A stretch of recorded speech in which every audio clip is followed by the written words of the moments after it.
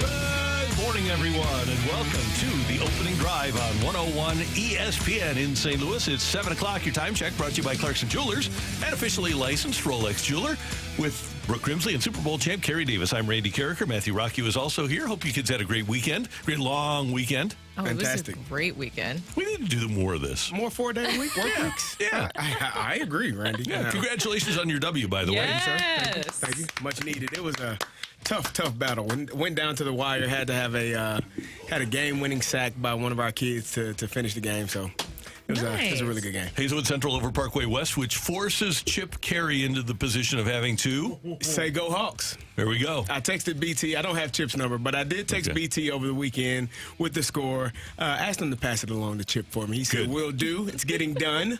And so I didn't hear it on the broadcast. So Chip, if you're listening, we'll be waiting. Maybe we'll hear it tonight. The Cardinals, versus the Braves. Cardinals in Atlanta opening a 3-game series. Chip's old stomping grounds. And Brooke, the Cardinals are 31.5 games behind Atlanta. Oh, How that many? is 31.5. I think I don't think they're catching the Braves this year. No, I don't think there's enough games. so. I don't think so whatsoever. That is absolutely terrifying. The Braves are fantastic. The Cardinals, well, we've seen what we've got. We've got this season, right? The Braves are a juggernaut. Not so much. Okay. Yeah, not so much. I think that's a fair assessment, especially when you bring up that very scary stat. 31.5 games. 1.5 games, yeah. Well, and it could be worse. The Rockies are 40.5 behind. So that means the Cardinals, who, by the way, trail Pittsburgh now by 5, right? No, 4. No, 4. We're Pittsburgh. That hurts worse. We're in dead last place.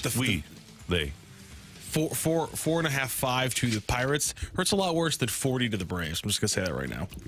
Yeah, I don't know. Because 19 it's the games under Pirates? 500 feels really bad. 17 games back in the division feels really bad. I mean, how many times do you look at how far you are behind other teams in other divisions? Your division is the one you are concerned. 17 games? Yeah. What are we shooting for here? We're 4.5 out of 4th. I keep calling us we. I can't believe this. Is it Are we Stockholm going down with this ship? Are we like the captain as a part of the Titanic? Or are we the band that is continuing to probably play? The band. We're the band. We're just going to keep strumming along. So the Cardinals at Atlanta tonight, but the Cardinals have something to look forward to. A great weekend against Pittsburgh for Jordan Walker. As simple as relaxing at the plate, man. When I get out of it, that means I'm overswinging, trying to do too much, and I feel like when I'm relaxed, I play my best baseball. So I just got to remember and tell myself in the box to relax and, let my swing play. Yeah, there's stuff clicking for him, and the swing plays as it did multiple times over the course of the weekend. He was great. He hit a couple home runs. He hits a home run every game now. He's kind of Babe Ruth. He's kind of doing his thing. I mean, we talked about Jordan Walker and his potential, his ability. Mm-hmm. Here's a guy that is going to probably hit you around 25 home runs a year, probably drive in around 90, maybe top out at 100 and 110 at one point. He's going to average between 270 and 290 his career. Like, that's what he is. He's going to get on base, 12 to 15 stolen bases. That's like that type of longevity over a 15-year career. Sign me up. And he's just finding his groove, right? We see that athletic ability. We knew that he would be able to at least find it. I think it's really encouraging that he's finding it in the second half of the season, and also just the improvement that he's making in his right field defense. Mm-hmm. Those pre-game. That's beautiful. That is the big part right there. The fact that he's able to do that so quickly, I think, says a lot about him. I know that it's been frustrating for some fans to watch with early on this season, but remember, he hasn't played this position that much in his entire career. They didn't get him started until July 1st of last year after they traded Harrison Bader. Right. So he's been great there. And the Cardinals kind of, I would say they misread him when they said that they were wanting him to work on his launch angle and his ability to get on base. I think that they really were concerned about their outfield glut and getting him into the lineup. But he should have been in the lineup every day. So the question is, and Jimmy the Cat Hayes asked this on Valley Sports over the weekend, how much is he concerned about launch angle? Not at all, man. Coaches told me how to think about it. I'm not really thinking about it at all. Right now, I'm just trying to get the barrels of the ball. That's a simple thought. That's kind of what Albert Pujols did when he was a player.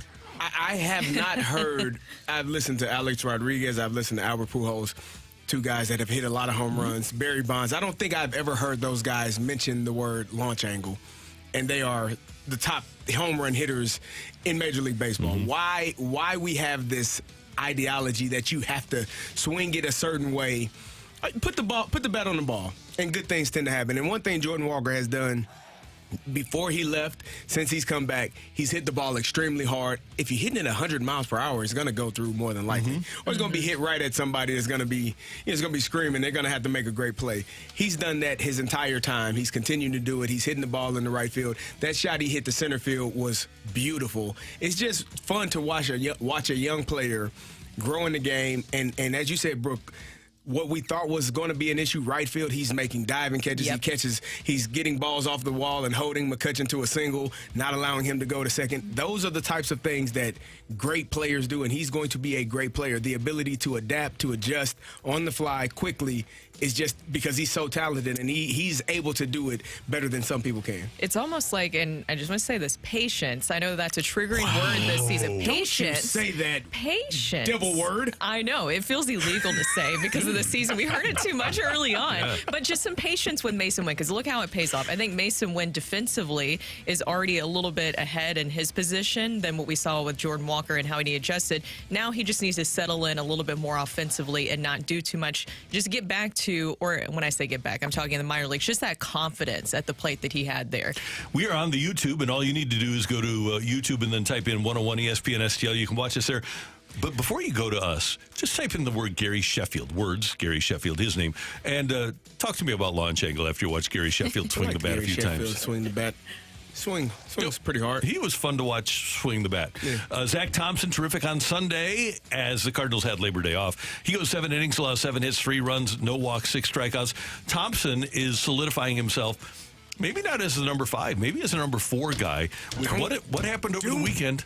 Do it. Yeah. No, Randy. Don't get they sucked told in? us they were going to go get 3 pitchers. Don't you do this. Well, here's the thing. When they said that they were going to get 3 pitchers, Shohei Ohtani was going to be a free agent pitcher. Julio Urias was going to be a free agent pitcher. The market shrunk over the weekend. It sure did. It did. Because Urias isn't pitching again. He got arrested on domestic violence for the second time in 4 years.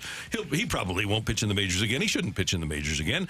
And so now those 2 free agents are there, and Aaron Nola is, man. Sorry about it, guys. Sorry for you. Great for me. Aaron Nola just has to be, well, I don't know if you actually celebrate somebody get arrested over the weekend, but you're like, Hold on. you talk to your agent and say, I will admit to this. Now, okay. I will have a moment of clarity, a moment of honesty with you all. When I was a free agent, bouncing around trying to get teams, I used to look at the waiver wire. I used to go to footballscoop.com and show you all the people that were injured. Yeah. Not that I was rooting for any fullbacks to get injured, but when they did, I knew that meant there was an opportunity for me. Hey. So you lost my game. That happens in broadcasting too. It works. Job opening. And we're talking $30-40 million now. Yeah, you're Aaron paying Nola is attention. worried about it. Adam Wainwright pushed back from a start on Sunday to Thursday with general soreness.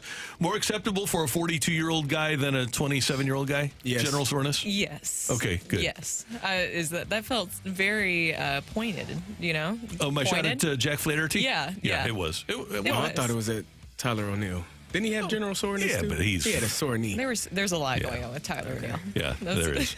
Tough one for St. Louis City SC at Sporting KC on Saturday, and the final score was 2-1.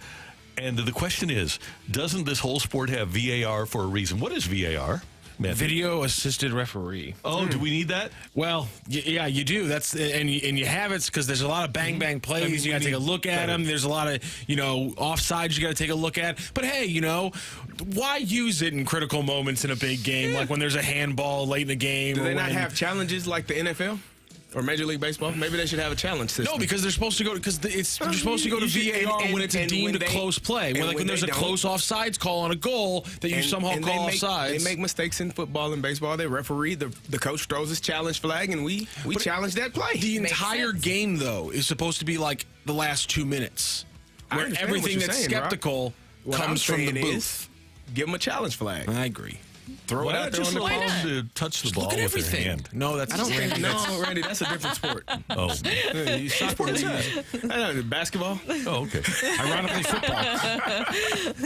But there's a lot of huge Different. plays, and it was. And I don't want to blame the refereeing because again, blame the referee. City did a bad job blame the of referees. getting attacking in an away game, but when you get one of your goals taken away because they're not going to the VAR and they're not using it the way they should, or just the VAR isn't getting the angles that allows them to do their job, it's a problem. Garage League. Yeah. Yeah. Can we give a shout out to City SC fans showing brother. up Yeah, that was to the great. game this past weekend? I absolutely love it. That just shows how dedicated this fan base is. I think it was thousands. I don't know if there was an exact estimate on how many fans went to the game this weekend. I mean, Did you see? they set an attendance record in their stadium. Exactly. That's all I and gotta know. Thousands. And I saw the video. I saw pictures of fans going out there. Congratulations to the fans for continuing to build up rivalries, to show up to big events like that, and to show everybody why City SC deserves to be taken seriously in their inaugural season. So we'll give claps to that. Absolutely. At one point, I had, and I don't anymore, I don't know where it went, I had a toasted rav head, a foam toasted rav head, similar to Where'd you get that a at? cheese head. I don't remember, but I know some entrepreneurs out there, when St. Louis City SC goes on the road, we got to get all the fans decked out in toasted rav like heads. So you know who Everybody. you with. Like cheese heads when the Packer fans know are on the who road, you you know. I like that idea. Toasted rav heads. This is a good idea, Randy, because you're practically wearing a Messi jersey right now. I am? With that light pink. Inter- I mean, it looks like Inter Miami all over. Beautiful. Come on. Yeah. Wow. No. Yeah. Did you see his bodyguard this weekend? Had yeah. a little. He got some action. He got some action. Somebody this ran weekend. on the field to hug Messi, and this dude just took Kinda off took like him a a bolt minute. of You lightning. should. It's a former Navy But SEAL. he got to I wonder hug how- him though. He got to hug so him. he didn't do his job well enough. He got to Does he Messi. get doc He pay? got to Messi. Do you think you get doc pay if your job is yeah. to keep people off of Messi and people actually get to Messi? Yes. If that's your sole purpose, you're strolling the sidelines for that sole purpose. That guy failed. We have a in his job. conversation later on. They need to, that guy needs a laser. Yeah. no. a laser. Yeah, he needs a What are you laser. going to do with the laser? Yeah. No, Randy. You It can't. just split somebody in half as they're running on the field. That's aggressive. can't do that to people, Randy. Why? That a laser, you don't want to. But he's a former Navy SEAL, and his job is to protect Messi. Yeah, but that's a different level of protection. I'm just imagining how that would work out and how you keep the laser from not hitting others accidentally. That laser worked good. It did. Woo-wee. I mean, he put a laser on him, man. He went down like a Sack onion. He did. It'll take him a little while to get his heart beating. Woo-wee. Taser? Laser or taser? Okay, wait. Those are two different things. Taser. I was thinking an actual laser. I was thinking a laser and had something on the end of it. I was like, man, that's really taser. aggressive. Taser. That makes a lot more sense. I think that helps I it love because that. it helps love it. quicker. Because it happened this weekend at Busch Stadium too. I don't know why all this keeps happening. Yeah, so, but you know I what don't know. they need? They just need to outfit the ushers with guns. I think that'd be the. Randy, I don't think you should do that. Why? If you're going to run on the field, I mean that's their domain. It's Taser. we're trying- We can go with a taser, not a laser or a gun. Or a gun. in the face. No, Randy. Are they going to also give out children therapy out for there. everybody afterwards after There's witnessing? children out there. How do you explain that to your child? Well, they see it on TV every day. Oh, well, this is true.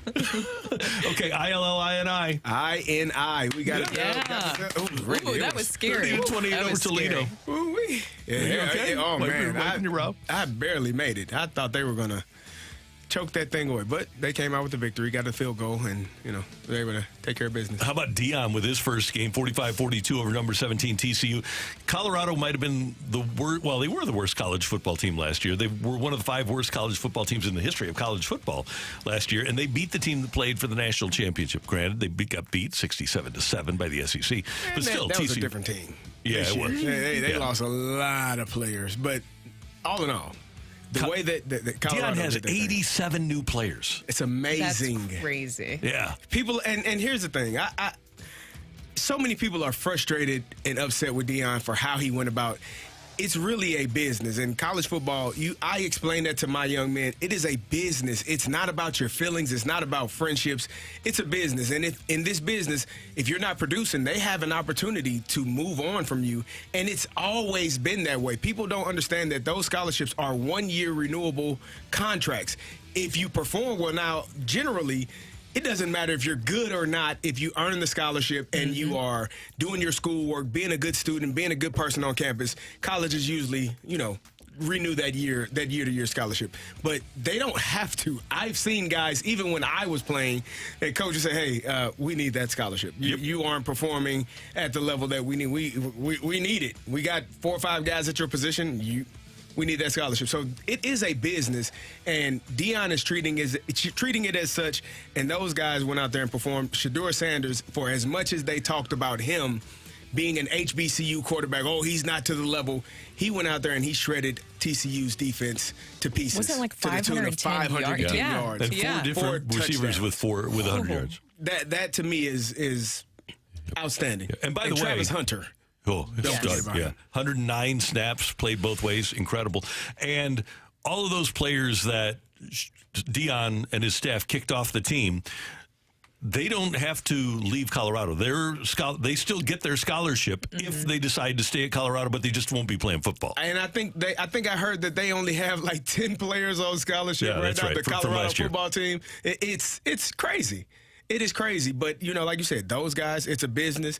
Dion has gone about it in a way that if you're not taking care of your business, I don't think he cut anybody that just they weren't good, obviously, but they weren't willing to work as well. If you are willing to work and put in the effort, I'm sure those guys were able to stay around.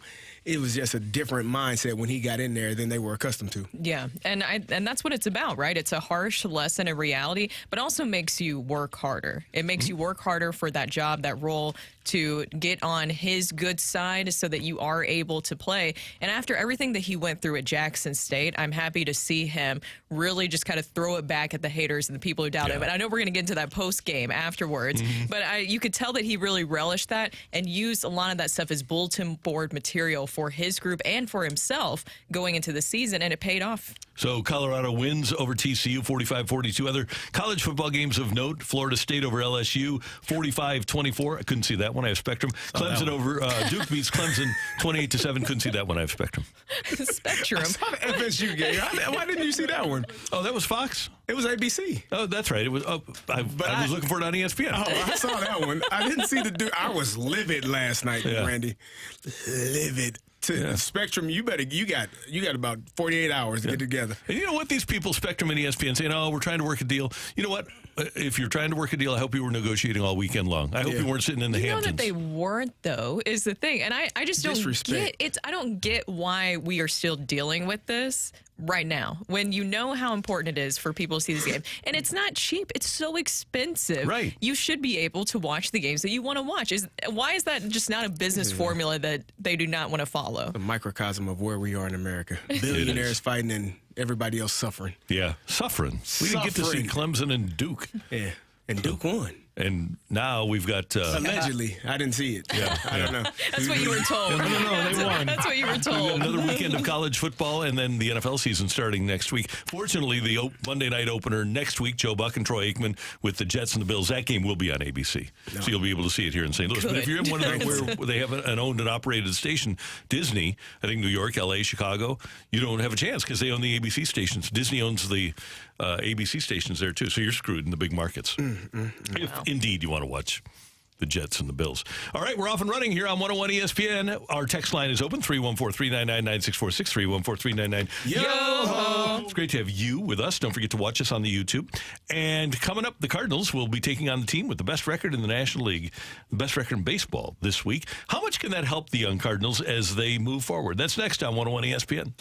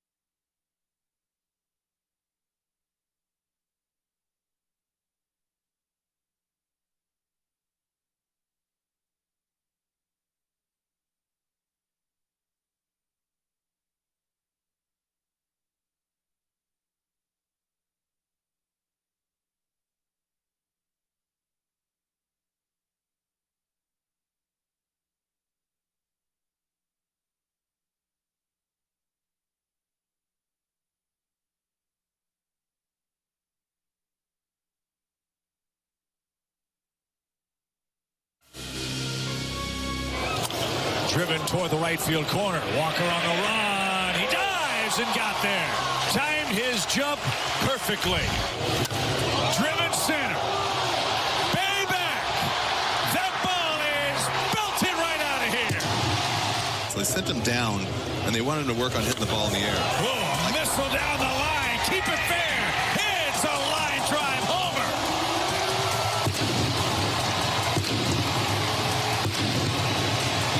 Have yourself a homestand, Jordan Walker.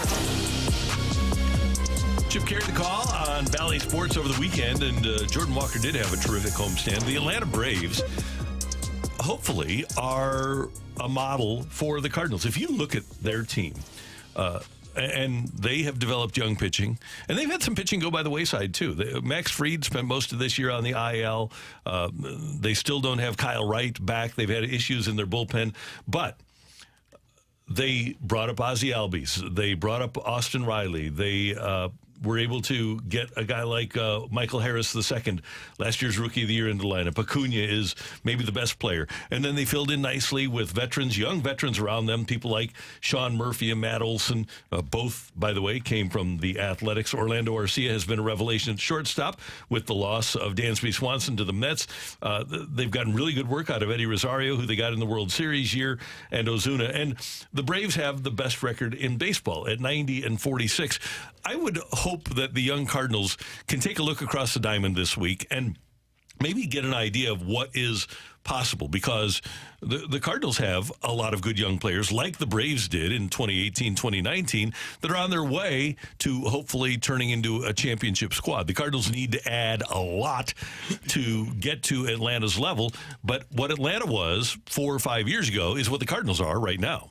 I agree. I mean, I think that with the Cardinals, too, you have these young stars in Jordan Walker and Mesa Wynn. There's a lot of hope surrounding that and a lot of potential, which, CD, I know that you don't always like that word potential, but I think that these two have very, very high potential. And you see Jordan Walker and how things are panning out for him right now and paying off. I mean, a huge weekend for him, 2 for 4 with a solo home run, a double, and additional run scored, and Sunday, as we saw, and extending his hitting streak to 6 games. And I don't think it's a coincidence that you're seeing more of that confidence at the plate as he's able to play in his position every day, essentially.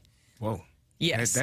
Does that consistently being able to build up some of that consistency is something that I think pays off for these young players. And then you look at his improvement in right field defense. All those lessons with Willie McGee pregame are really working out. So you have him building that confidence defensively. And I don't think it's coincidence that it's paying off offensively for him. And that's why I said earlier, patience with Mason Wynn. I know that it wasn't a great homestand for him. What was it, like 3 for 18 during the homestand? I think he's hitting like 170 right now. And defensively, we've seen that athletic ability. It's just going to take a little bit of time for that to come together, like we've seen with Walker. Ignore the launch angle stuff, and that's my one thing. If you're going to let the players continue to grow and develop, don't harp on little things like that. I say little things because it should be insignificant in the grand scheme of things when you're building teams and you want them to be young and to be successful and to eventually get to what the Braves are doing. And one thing these two teams have in common is the 2020 draft. And the Cardinals got Walker, Wynn, Tink Hence, and Alec Burleson all out of that 2020 draft. And by the way, there were only 5 rounds. The top 2 Brave starters this year, Spencer Strider was taken in the 4th round of that draft out of Clemson. Bryce Elder was taken in the 5th round of that draft out of Texas at Austin. They drafted a couple of college pitchers who are absolute studs right now. And the Cardinals need Tink Hence to turn into what Strider and or Elder have turned into. And then they need to get lucky with a guy that's not a first. Well, they just need to get lucky with a pitcher. The Cardinals haven't gotten lucky with a starting pitcher in forever, and they need to get lucky with one. When's the last time? Might have been Matt Morris. I mean, it's been a long time since the Cardinals have developed a stud starter. Because all of the guys that, I mean, Alex Reyes hurt, Jack Flaherty hurt, the guys that you thought were going to be that guy, Carlos Martinez was kind of, he showed flashes of it, but didn't really stick to it. No, Anthony Reyes. Yeah, there's a lot of guys that you thought were going to be superstars that just didn't pan out. You're talking about this Braves team and how the Braves went about signing their guys early and making sure that they had them under contract. That may be because teams like the Cardinals and the Braves and teams like that don't want to spend money in the manner in which the Padres or the Mets do. you probably are going to have to spend money earlier, more money earlier than you would, as opposed to spending a lot more money later because you don't want to. And so you're looking at a guy like Jordan Walker, 21 years old. Next year, maybe you're saying, okay, we need to give this kid a 7 to 8 year deal. Maybe this year. Maybe at the end of this year. Before he gets 7 to 8 years, and it's going to be $140, $130 million. But you have to do that to lock these guys up because you don't want them to go to free agency because that number is going to be double that. Yeah. What do you think the big thing that the Braves did that the Cardinals didn't is? Found starting pitcher. Yeah. Trade for Sean Murphy? Let's not bring that up again. Sean Murphy. Yeah, the Cardinals would have had to give up too much, I think. Well, and now they're going to have to give up a lot this offseason. So this is a position that you're in, which it's not Wilson Contreras' fault. I feel like we have to keep saying that for this season, but it's definitely perplexing how we've gotten to this point with the Cardinals. And you brought up the point about drafting and developing pitchers. That is a little bit concerning because are we going to get into this position where you're in this offseason where you could have a starting rotation that weren't drafted or developed by the Cardinals? I know that they're working with Zach Thompson right now. I know that Matthew Liberatore isn't a player that you drafted necessarily, but a pitcher you could say you could develop, and that hasn't panned out that well. You could have a whole starting rotation that really doesn't have that Cardinals touch to it. It's all outside the organizational help, somebody that you didn't necessarily develop. Right. And Liberatore, and by the way, I guess it's unfair of us to not say that Waino was developed by the Cardinals, right? Because he was traded. He never pitched in the majors for Atlanta. So let's go with that as the last stud that the Cardinals were able to get. But to me, Liberatore is a huge key, Brooke, because I have confidence in Thompson, and I think that Hudson can be a back of the rotation guy. And ordinarily, if you sign free agents, the first year of signing a free agent pitcher is not great anyway. To me, the X factor here, and maybe they skipped Graceffa over the weekend. I don't know what he's going to be. And Rom is there. But I really think that Liberatore, from an ability standpoint, is going to be the X factor for the 24 Cardinals. So you think, because I think the way that Zach Thompson is pitching, he's probably going to be in the rotation next year. We don't know. We still don't know what with Steven Matz. The injury, he was pitching well. He performed. He did well in spring training, then struggled, then started pitching well when he got back into the bullpen and back into the starting rotation. I think the jury is still out on 22 million reasons. So you think he's going to be in the starting rotation? The contract plays. Okay, Dakota Hudson. I think, is battling for that number 5 spot. So that's 4 pitchers once you add Miles Michaelis. And we were told they were going to go get 3. Yep. 3 starting pitchers in the offseason.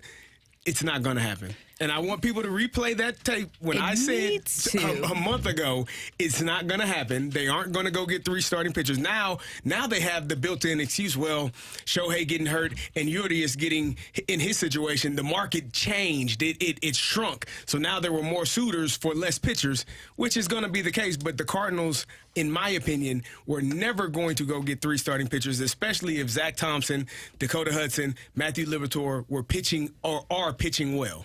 And with Zach Thompson, he looked really good this weekend. Yeah. We've been wanting to see him get a little bit deeper into games, and I think he fits more in line with now their new pitching philosophy, which is more swing and miss stuff. I think that Zach Thompson fits more in line with that. Dakota has done well, but as we have said, you cannot consume Dakota Hudson. I still think you still have to go get 3 starting pitchers because it's necessary, especially if you want to go deeper into the playoffs and the postseason. We see how necessary that is. I think that they still have to address that. And by the way, just Matthew Liberatore in his last outing, 90 pitches to get through 3 innings. Yeah. That's not good. No 2 doubt. runs, 1 earned, 3 hits, 6 strikeouts, 5 walks. Not efficient. He is activated, by the way. They designated Taylor Motter for assignment yesterday. No! We needed the camera to zoom in. I wonder if I can do that in post. I wonder if I can like take that. Zoom in. Like the anime zoom in where it's just like the... By the way, we talk about 3 starters. One thing they can do, because they literally need 6 relief pitchers. I'm done with Drew Verhagen. Okay. Can I be done with Can I be done? Thank you. I was going to say, give him his proper name right now. I think the only relief pitcher that I'm okay with keeping for next year right now is JoJo Romero. Yeah, I think that. You find me another But one. here, I think they'll give Helsley. I think Helsley will be here. Oh, When he's available. when he's healthy. But I think he'll be here. Okay. Gallegos. I know they'll keep him, but I'm done with him. Oh my By the way, he God. only pitched 6 times in August. JoJo is the only one Yoho. that the Yoho. Yeah, what the hell is Palante still doing here? I forget until he comes back every once in a while. 26 blown saves Sean of the King? season, by the way. Casey at the bat. No. Randy, what is Palante doing here? Jake Barnes. He's gonna be your ace starter in February. What are you talking about? Oh, no. Jake Barnes. I'm done with Jake Barnes. The only one that I need to see. Suarez? I don't even know if I've seen him His ERA enough. is 7.02. That's why I haven't seen him enough. You've seen plenty of them. Trust me, you have. Already, I probably changed the channel. I'm like, okay. James Nail, 8.8 ERA. Oh, I think that loss Saturday was a snapshot of this entire season. Yes. Like if you wanted to take a picture of what the entire season was, take a picture, look at that entire game, and you can say, okay, I can see how they are 19 games under 500 and 17 and a half games back in the division. Makes sense. Unreal. 26 blown save of the season. Bad. Coming up, I can give you some more bad news if you'd like. We'll do that on our bird droppings next on 101 ESPN.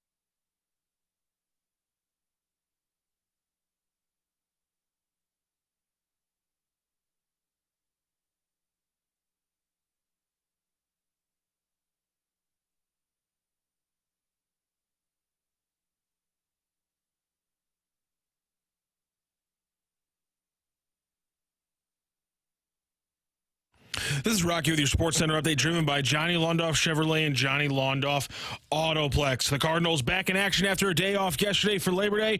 They face off against the Atlanta Braves. Tonight's 6:20 first pitch will be Miles Michaelis facing off versus the always formidable TBD for the Atlanta Braves. Also over the weekend, St. Louis City SC back in action. They fall to Sporting Kansas City 2-1. That was an away match. They will face them later on this month for the third time this season. Also over the weekend, NCAA week number 1, Fighting Illini get a win over Toledo 30-28 in some ranked action. Colorado upsets number 17 TCU 45-42. FSU big over LSU 45-24, and Clemson upset number 9 Clemson, I should say, upset 28-7 by Duke last night. That is your Sports Center update, driven by Johnny Londoff. Find new roads and shop 24/7 at londoff.com and londoffautoplex.com.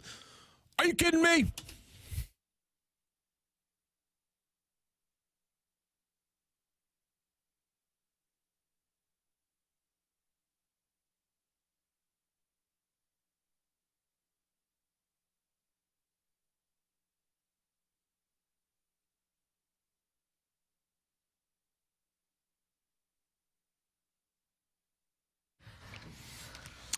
All right, kids. Take it or leave it is coming up next segment, but I got a quick take it or leave it for you. Okay? What you got? Take it or leave it. TBD of Atlanta would be the Cardinals' #1 starter. Take it. Take it. Guys, fun facts. We make friends in the business, and our old friends are doing well. Our old friend Chris Stratton, Texas Rangers, traded at the deadline. 42 games with the Cardinals, 4.19. He just couldn't make it.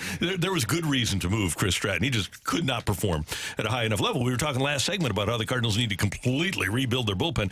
Clearly, that is the case. Well, Chris Stratton has shown the real Chris Stratton in Texas, where he's pitched in 13 games to a 1.77 earned run average after compiling a 4.19 here in St. Louis in 42 games. Is that good? That's pretty good. Okay. You remember back, it was a little bit before the deadline. Remember Genesis Cabrera? I remember him. I think so. He was pitcher for the Cardinals. The colored glove. And he was always every game he brought him into, he allowed a run, right? And he's kind of approximated that in Toronto. Here's his earned runs allowed in 21 games for the Blue Jays: 0, 0, 0, 0, 0, 0, 0, 0, 0, 0, 0, 0, 0, 0, 0, 0, 0, 0. Oop. He allowed one in his 19th game, and then 0-0. This weekend, his earned run average ballooned to 0.54 when he allowed that run. Now it's back down, though. Yeah, now it's back down to 0.49. 18 innings, 18 and a third for Toronto for Genesis Cabrera. 10 hits, 1 earned run. That's pretty good, too. What happened? Hey, what did we get in return for him, by the way? We got a catcher. But we don't have a catching instructor. Oh. 4 catchers? Martinez or some. catchers do we have? I don't even know the guy's name. How many catchers? By the way, Genesis Cabrera, 5.06 earned run average in St. Louis, 0.49 earned run average with the Toronto Blue Jays. So it could be two things. It could be a few things. One, a change of scenery does a lot. It does, yeah. When you are frustrated, when you are upset, when you are bothered, a change of scenery can reset you, refocus you, and allow you to perform at the way you think you can. It could also be that maybe the instructions are different. Mm-hmm. Maybe what the voice is different. Maybe what he's hearing and how it's being told to him is different, and so resonates with him more. It possibly, and so all those things are real things that could be potentially what is causing these guys to perform at the level that they are right now. It is my sincere hope that this is not a coaching issue that's causing the Cardinals to have to go out and rebuild their bullpen over the course of the 23-24 offseason. Well, it was the fact that they couldn't send anyone down. They couldn't send that they were limited in how they could move people around in that bullpen. They were stuck with the guys that were there. There was no ability to DFA anyone. The starting pitchers, if they didn't perform well, that bullpen was gassed, and then they weren't performing well. And as you said, Randy, you don't think anybody that's there now, other than Yoho Romero. And maybe Helsley if he's healthy. But do you trust Helsley? Like he's really? a guy that is he going to take the ball every opportunity that is given to him? So I want guys on my team that I know, even when they're sore, even when they're hurt, the mindset, the mentality, I'm going to go fight for my guys. I'm going to go give you everything that I have, and I'll worry about the sore and the pain tomorrow. And by the way, I think that's fair. Fair question. Do Ryan Helsley and Tyler O'Neill have like a pact on how few of games they can play this season? I mean, they do not want to play. I'm fully convinced of that at this moment. Yeah. By the way, here is the since Cabrera got to Toronto, days rest 0-3-0, 1-1-1-1-0-1-2-2. This is kind of like you ever been to the measuring thing? Yes. 1-1-2-1-1-0. 3-0-1. So he's pitched a lot on back-to-back days or 1 day's rest. That's painful. Must be nice. CD, it's like how you were talking about earlier that you would pay attention to if somebody got injured. Do you think that John Mozeliak just looks at all the guys who have left the organization is like seeing, he's like, oh my God, are you serious? Come on, give him a run. Give him a run already. Ellie, why are we looking at him? Yeah. We DFA'd him. I think that was a personal issue between the team and Genesis Cabrera. He was sick of it. You know what? You can't allow personality to determine your roster. You shouldn't, especially so. The thing that people get hung up on is coaches, upper management is, I don't like that guy. So what? Everyone is not the same person. So what that you don't like him? Does he perform? Is he a game? Is he a guy that is going to show up in big time games and big time moments? That's what I care about. I don't have to personally like you. You don't have to be. Everybody does not have to fit a certain mold for us to be a perfect team. The best teams have different types of characters from all different walks of life, and that's the beauty of it. We all find a common ground, and that's winning damn games. The defensive coordinator of the Giants, Bill Belichick, would go to Parcells and say, Lawrence Taylor's sleeping in meetings. And Parcells would say, well, what's he doing on Sunday? We don't treat everybody fairly, but everybody not going to be treated equally. Let's make sure we understand that. That's LT. If he want to sleep, he can sleep. I might nudge him. Hey, wake up. But if he says no, okay. Now, if he's not performing, if he don't go get the quarterback, he gets cut. Now we got a problem. Yeah. Exactly. Is he getting the quarterback? Yes. Let that man rest there. What the hell are you bothering him for? It's like Randy Moss when he was with the Patriots. They said he was obsessed with Dateline, and that's what he would focus a lot of his time on. Right. Do I got to go route or not? Yeah. That's it. Hand up, throw it. Yeah. Exactly. All right. My bird watch is not a splat. I'm sorry. I know, Rock. I'm being a little positive. Dropped 2 or 3 to the Pirates. We're over here. Sunshine and lollipops. Good. No, it's not sun. Okay. It was already it's over. Not sunshine and lollipops. It's not. We're together. So my birdwatch, CD, you were talking about how Saturday's game is kind of what we saw this season for the Cardinals. I hope that Sunday is maybe a little bit more of a glimpse in the future. We talked about Jordan Walker, and I know that's what you're going to get on. And I'm going to look at Zach Thompson. I think Zach Thompson has been really encouraging. He hasn't been going that deep into games, but on Sunday you were able to see that 7 innings, 3 runs, 7 hits, 6 strikeouts, and more importantly, no walks. Since coming up in August, he's had 7 appearances, 5 of which were starts. He's 2 for 2, 2-2 with 3.30 ERA, only 7 walks during that time. And he talked about the importance this past weekend of Ollie Marmol giving him a clean slate. You know, it's no secret I struggled in Memphis early in the year, trying to add too much all at once, and just simplifying that. Got kind of a break there in July. Didn't throw for a while, and just gave me a fresh start. And not making excuses. CD, you were talking about just kind of the importance of, really letting the players be the players that they need to be. And this season, we've all seen it. We discussed it. He didn't get like a fair shot in a lot of things, but he's not sitting there griping about it. And maybe he feels differently behind the scenes. I don't blame him whatsoever, but he's not making excuses. Instead, he's looking at this as a fresh start, not only with himself, but the organization. And so I think that that's very important because he's been everywhere. Bullpen, now a starter again. And then it's just all over the place. I think it's telling that he's not talking about how much Dusty Blake has helped him, but he's talking about watching tape of Clayton Kershaw. Hey, Whatever works. Is Yeah, right, is he a right. future Hall of Famer? Clay Kershaw? Yes, he is. Okay, then I don't think you should have a problem watching a guy that you want to emulate or, I don't think have that's a your problem career either. pattern after. I'm going to go with Jordan Walker. We talked about his defense. We've talked about sorry, Ron. He's splat happy this morning. Listen, it's sunshine lollipops. I'm with Brooke. Saturday was the day where you knew what this team was. Exactly. Sunday is what you look forward to. Thank you. The last game of a 3-game series that you win. You win.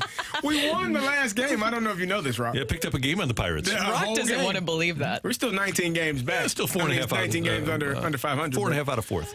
Okay. Future World Series so champ you're saying Pirates. that there's hope. There is hope. There you go. Nah, So that's maybe- all we. no, that's all, there's okay, not. no hope. Okay. Well, Jordan Walker, his last 5 games, he's hitting .555. He's had 3 home runs, 7 RBIs. His defense has picked up tremendously in the outfield, doing a great job. Chasing balls down, tracking them really well, making diving plays, sliding plays, and he's starting to show his arm. I think earlier in the season, we thought he had the arm strength that he's showing right now. I didn't see it earlier in the year, but right now I'm seeing it, holding runners to first when balls that are hitting the gap or down the line. He's just doing a fantastic job of doing what he has got him here and continuing to do that and not worrying about the outside noise that I think was probably getting to him at one point earlier in the season. Yes, I agree. He's a 5-tool guy, and we're seeing it emerge. We're seeing all 5 tools emerge, which is really cool. It's fun to watch. Yeah. Exciting for the future. Yeah. Just not right now because of the season's been painful. But we're looking What are for we? positive. Are CD we, and I are looking for we are. positives I over like here. it. How close are we to 500? Not How close. far away? 19 games, Randy. How far away? Are we 19 under? Yeah, 19 games under 500. 20. Is it 20? 59 and 79. Oh, I read it wrong. Is it 59? I thought it was 50. No, 59 and 78. There you Sorry, go. I read it wrong. 19 games. Okay, so 19. we're on a roll. We're on a roll. 20. Take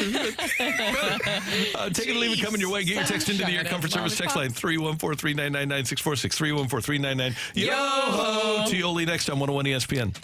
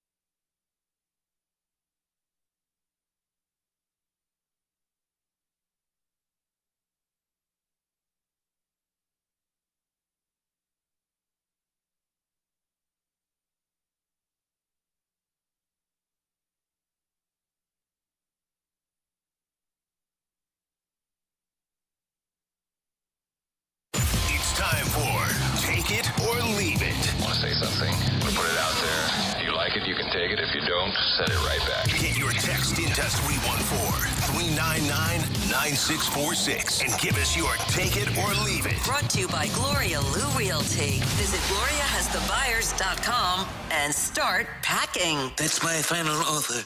Take it or leave it.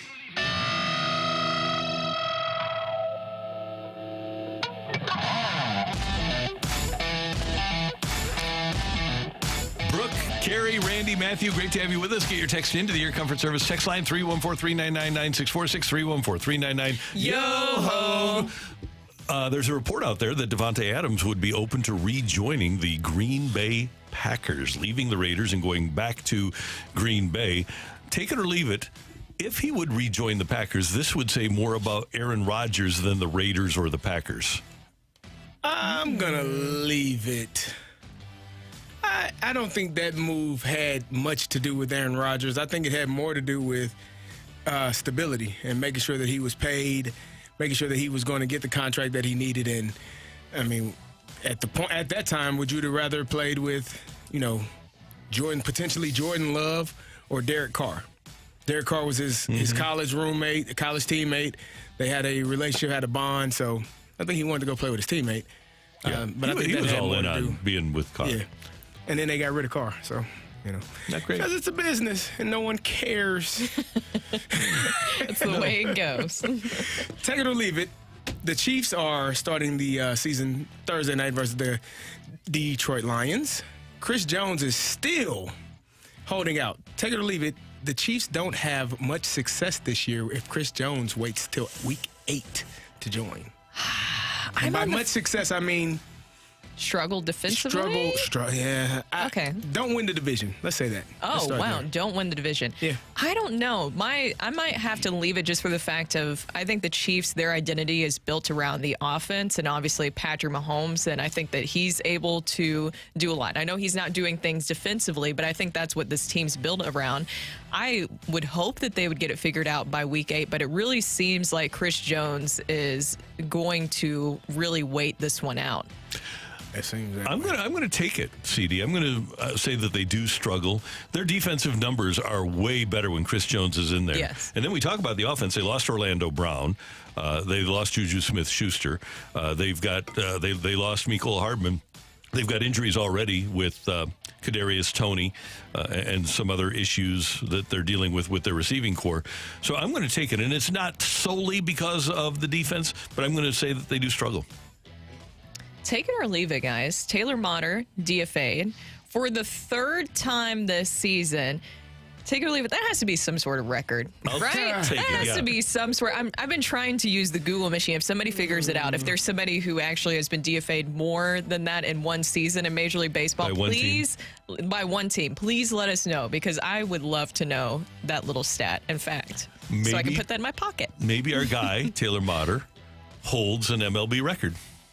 I don't know that that's the record you want to hold. Yeah, but it's a record. It's a record. I mean, I guess it's something you could tell your grandkids when they say, "You didn't play baseball, granddad." He said, "Yes, I did." You know what record I'd like to hold? Believe it. I'd like to hold, and Pablo Sandoval was close to this. I would like to hold the record for the worst contract, the most dead money paid to a player to not play for a team. You want that one? Yeah. Well, what about Bobby Bonilla? You don't want that? Oh, yeah, I'll take that one. Yep, I'll take that one. Retire and still getting paid 20 years later? Yeah. I think Ken Griffey Jr. is like the 4th highest paid Red this year. Yeah. Jalen Rose should have played baseball. Yeah. Jalen Rose used to keep a ranking called the Keep Getting Them Checks ranking, and it was the ranking of all the guys currently in sports who are getting the most money for doing the least. Luol Deng just came off the Lakers contract salary a couple of years ago. He ain't played since I couldn't tell you when. What do you got, Matthew? Take it or leave it. We all need a work schedule like Tyler O'Neill. Oh, take it. Oh, my knees are actually. So I'm sitting here thinking about it. I've had 4 knee surgeries, Randy. So every now and then, just walking on that turf when I'm at the games. I'll bet that bugs your back. It does. Yeah, it does. How long you had that? About a week back. No. Carey, what's the breakdown? Is it 2-2, 3-1, 4-0 on the knees? And the 4 surgeries. 4 on the left knee. All 4 on the left knee? Yeah. All right, everyone. That's Wow. if you don't have any If you need to take Cardinals. out Carey, come to them on the left side. Why would you say quick, that? though. Be What careful. in the world? Got a little quickness. Take it or leave it. Zach Thompson is the only pitcher auditioning for next season that should be given a rotation spot. Leave it. Leave it. Dakota Hudson will be in the rotation. Zach Thompson, Matthew Libator, Matthew Steven Libator? Matz, and What? Miles Michaels. Don't Those are you 5. sneak that in there, It did say, CD? it said should. I'm telling you, I just gave you. should. I gave you 4 of the 5 for sure. No, I don't. If that's our starting rotation, you might as well just pack it up. Do you, Rock? When you get a chance, find the recording of me saying that they are not going to go get 3 starting pitchers, You can and say that it those right now 2 again. guys. I said it again. Yeah. 2 of those guys are already here. We haven't even seen Graceffo and McGreevy. True. What if they're amazing? Tink Hence. Tink Hence. They said they're going to go get 3 guys out of the organization, though. Carey, there's It a needs to be out of the organization. slightly different text here. Take it or leave it. You're pumped for the Cardinals 2024 rotation of Giolito, Rom, Thompson, Hudson, and Woodford. Get your tickets now. Where's Michaelis? You know what? That's a good point. Woodford over Michaelis? Because why not? That just shows We're you going to where go that get season's Giolito? going. Yeah, We're no. going to go get Dylan Cease. We're going big time. Yeah. See if, And cease and desist orders passed oh, yeah, around here. right. That'd be good. We're going to read this one so that this person can just mercifully delete it from their drafts and stop sending it in. Take it or leave it. STL pitcher Bill Doak, who led the NL in ERA twice and won 144 games, belongs in the Cardinals Hall of Fame. Yeah, I'll take it. Good. So does Al Raboski. Al Raboski should be in the Cardinal Hall of Fame. 50 years with the organization in different capacities, and he was the closer, and he was their main guy during the 70s. He was their main relief pitcher. So, yeah, Al, let's put Al in there, too. Speaking of that, somebody also said, take it or leave it. It's taking way too long to get Dave Duncan a red jacket. Oh, I'll take that. That's unbelievable that he doesn't have a red jacket yet. There's a lot of people that I just assume are already in the Cardinals Hall of Fame, and then you hear it and you're like, oh, really? That's They surprising. didn't get that done by like 2017. Like, what are we doing here? Take it or leave it. If you're the Orioles or the Reds or maybe a different team wearing red, you should hire Joe Madden in the offseason to put him with another group of young superstars. Yeah, I'll take it. Is that your burner phone? Randy? Oh my God. I we just added the thing exposed about it. another team in red. The Oh, texter okay. only put Orioles and Reds, but I added the thing about a different team in red. So, yeah, I'll take it. And You guys think the Diamondbacks could use some veteran management? And I'll go with the different team in red. Nationals. They just gave Dave V. Martinez a new deal. Okay, so, well, there's got to be another team in red, doesn't there, that should hire Joe Madden? Doesn't there? How about the Yankees? I'll bet he winds up with the Yankees. Really? Places Aaron Boone. Would that be awesome? Him in New York? Joe Madden in New York? Yeah, well, yes. Oh, man. It's just, You know, the hippie long hair in Okay. New York, though? here's... I'm going to Does tell he? you. Well, that is a good question. The long hair They hippie don't with allow the facial hair, Steinbrenners? and that you think he's going to be able to wear great the question. Hawaiian shirts that, on the Yeah, road they might be a trips? little and- buttoned up for him. Yeah, like that's too much. So, Bringing circus clowns into the dugout, like, come on. yeah, that's good.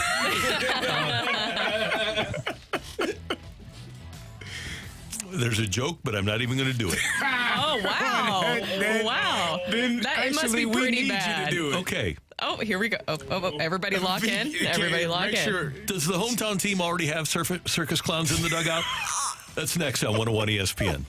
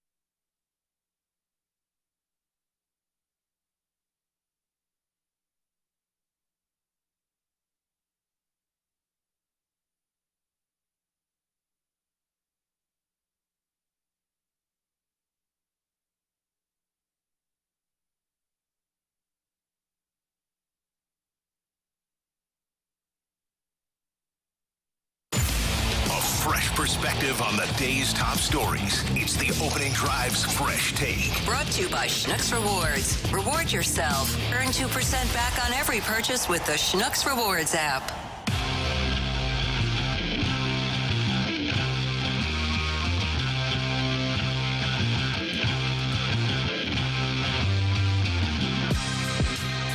One of the things that you need to do when you have a baseball team is you need to be loose.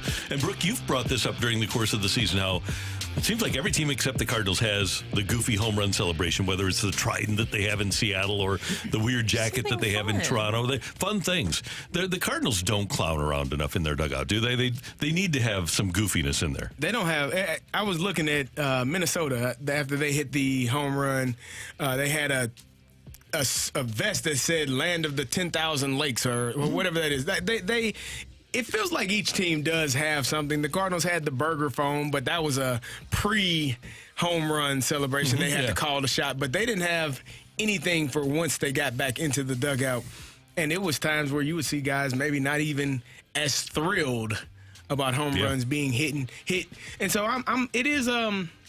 it's intriguing. I think it's a long season, and when you're playing this long, you have to find things to keep you engaged in the games. And what better way than to celebrate a teammate after he hits a home run that puts you ahead in the game or ties the game and comes back to the dugout and you all celebrate him. And I understand that winning is the cure-all. So it seems like with Oli Marmol and with the Cardinals that their belief this season, where there's times where you didn't see the excitement in the dugout, it's like, well, because we're not winning the game. We weren't winning in the game in that moment. And you see that conversation kind of come up a little bit. But correct me if I'm wrong, sometimes you have to manufacture your own energy. You have to fake it till you make it. Because why not? Why not at least do that? Maybe because there was times like, especially I just think about that Jordan Walker home run.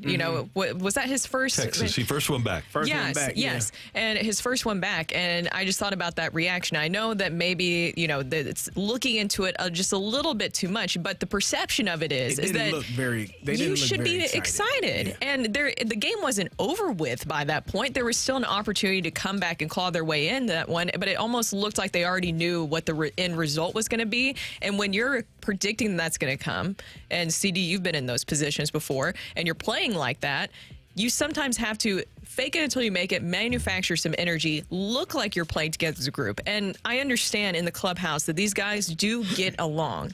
They do. And that's what I'm told. That's what I have seen, that these guys do get along well. But there's definitely times where it looks like that chemistry is lacking in games. I have a question about concern. Okay, Bobby Cox, Hall of Fame manager for the Braves. Started with Atlanta when he was 37 in 1978. In 1979, the team went 66-94, .413 winning percentage. He wound up after the 1981 season, managed Toronto for 4 years, and then came back and wound up starting managing the Braves again in 1990. He had been their general manager and then took over as their manager again. So 1979, he goes 68-94, has 3 more seasons, right around 500, and then he goes to Toronto for 4 and doesn't return for another 9 years. He is the only manager in the history of baseball since the advent of divisional play and playoff rounds in 1969. Bobby Cox is the only manager to have a winning percentage in any year as low as .431. That's the Cardinals' current winning percentage, and subsequently win a World Series with that franchise. Bruce Bochy in his first year with the Giants had a .438 winning percentage. Ned Yost had a .438 winning percentage with the Royals and won in 2015. So with that as a backdrop, with the Cardinals having the .431 winning percentage and no manager with his team staying with that team ever winning a World Series since 1969, 53 world champions, and none have been won by a manager that had a winning percentage as low as .431 with that team.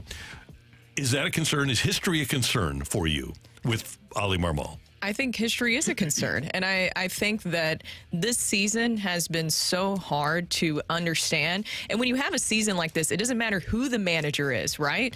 Or who's in the front office. You're going to start looking at things as to what in the world went wrong, because you can't have a season, especially historically, that stat you mentioned, but within the Cardinals organization, you're not used to things like this. And so I'm going to do a sandwich technique here with the whole Oli Marmol situation, because it's a little bit nicer, right? We're going to start with some compliments. compliments, okay? Yeah. And then we're gonna get to the meat of it, some of the issues that I might have. So, sandwich to begin things with, the roster construction is not his fault, okay? The roster construction is not his fault. John Mozeliak even saying so. I think that there is a lot of positives you can point to with Ali Marmol. He's also a young manager, and I think that there's a lot of growing. The fact that they haven't fired him or let him go, I think says a lot about how the organization views him.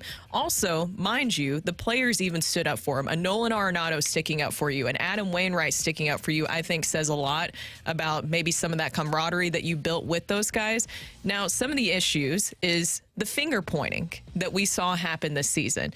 The finger pointing this season, I think, is something that you could directly correlate to the manager or whoever it is that is in charge, because you should not have finger pointing happening, especially that early on in the season, and allow that to happen. I know that he was a part of the possible solution with Adam Wainwright, Jack Flaherty, and Wilson Contreras all sitting down. But when there's so much finger pointing, I'm looking to the manager, or even if it's a different sport, a head coach, as to, whoa. What's going on there? Why is this being allowed? Also, the bullpen usage. Now, pitching, as I was talking about roster construction, starting pitching was not his problem, right? He's not the one that decided that those are the starters we're going to the season. There's only so much we can do, but the bullpen usage is something that you could look at with him. And when you see the drop in fundamentals, things defensively, then you're also going to look at the coaching staff and the manager in charge, and also the front office. It's just been something this entire season. There's so many different things. If we're going to talk about finger pointing, you're going to look at the organization and the coaching staff as to why we were seeing such a drop off this year. I think you hit the nail on the head in terms of the things that were not his fault. And I think if you're really looking at it, with true vision and looking at it and seeing what's going on, what's taking place, I don't really think Ali Marmol is the person that you place the majority of the blame on. I think, as you said, the roster and how it was constructed, the bullpen, the inability, the lack of flexibility to move people that were not performing well, to move them down and bring someone else up, it just wasn't there. Then you have your 6 starters that turned out to be 3 starters at some point, and so that is a problem. You had a lot of different things. Then you had your MVP caliber Hall of Fame, future Hall of Famer third baseman who was struggling defensively, which you never expected to start the season off. You just weren't performing well. So I think you look at the roster construction, the inability for guys to make plays. I think the confusion comes in where you talk about the lack of communication, where we see the video of Jordan Walker and why he's going to be on the opening day roster and why he deserves this, and then now he doesn't deserve it.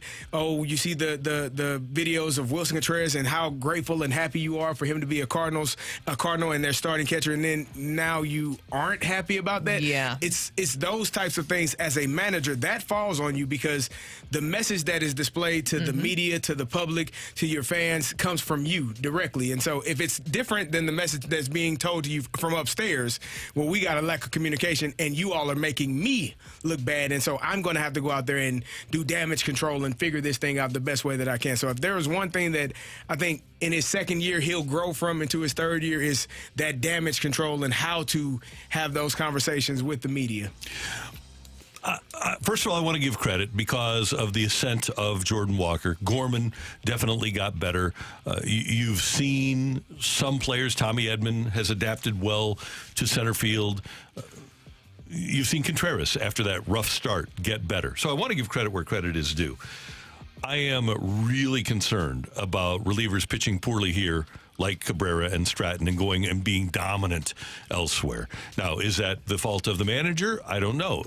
Was the pitching coach foisted on him? Perhaps.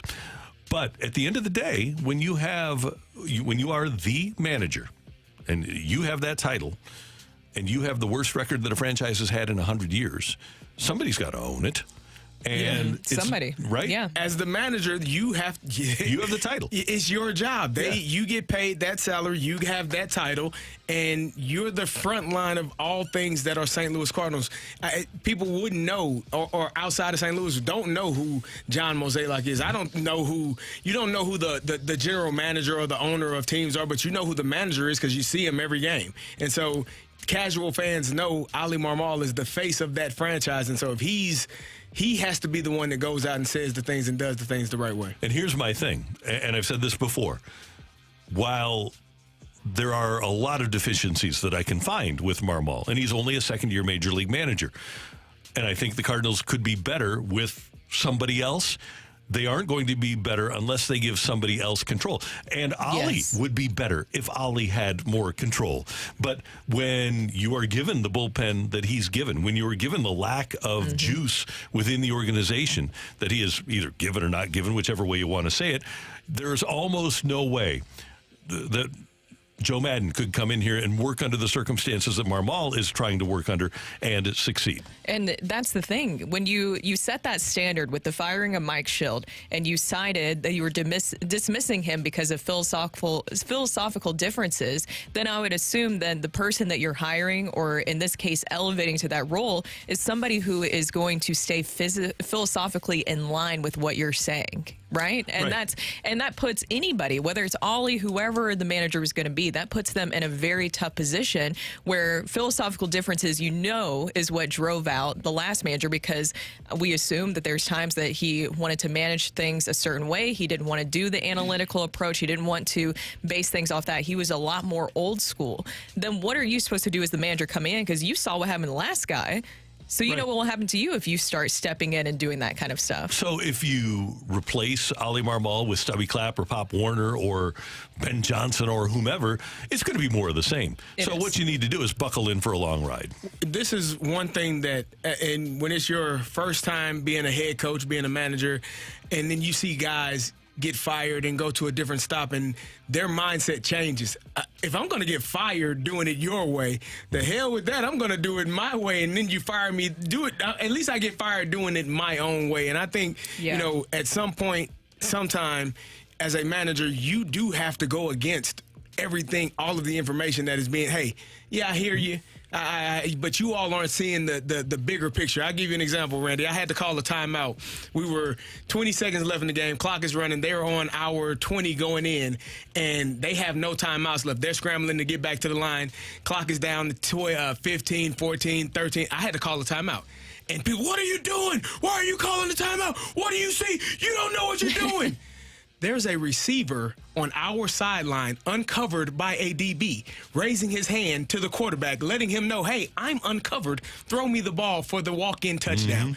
No one sees that except for the people on the sideline, meaning I have a better vision, a better view of the actual game than your butt does sitting in the stands. So listen to me when I tell you I'm going to call this damn timeout. I understand that the clock is running down. I understand that they don't have any timeouts, but guess what? It ain't going to matter in 10 seconds when he throws it to this receiver who's wide open. Timeout. I have a better view of what's taking place in real time than you do up there. So don't tell me that you know more than what I know, what I'm watching in this real moment. I'm really glad you had a timeout left. I'm glad I had to.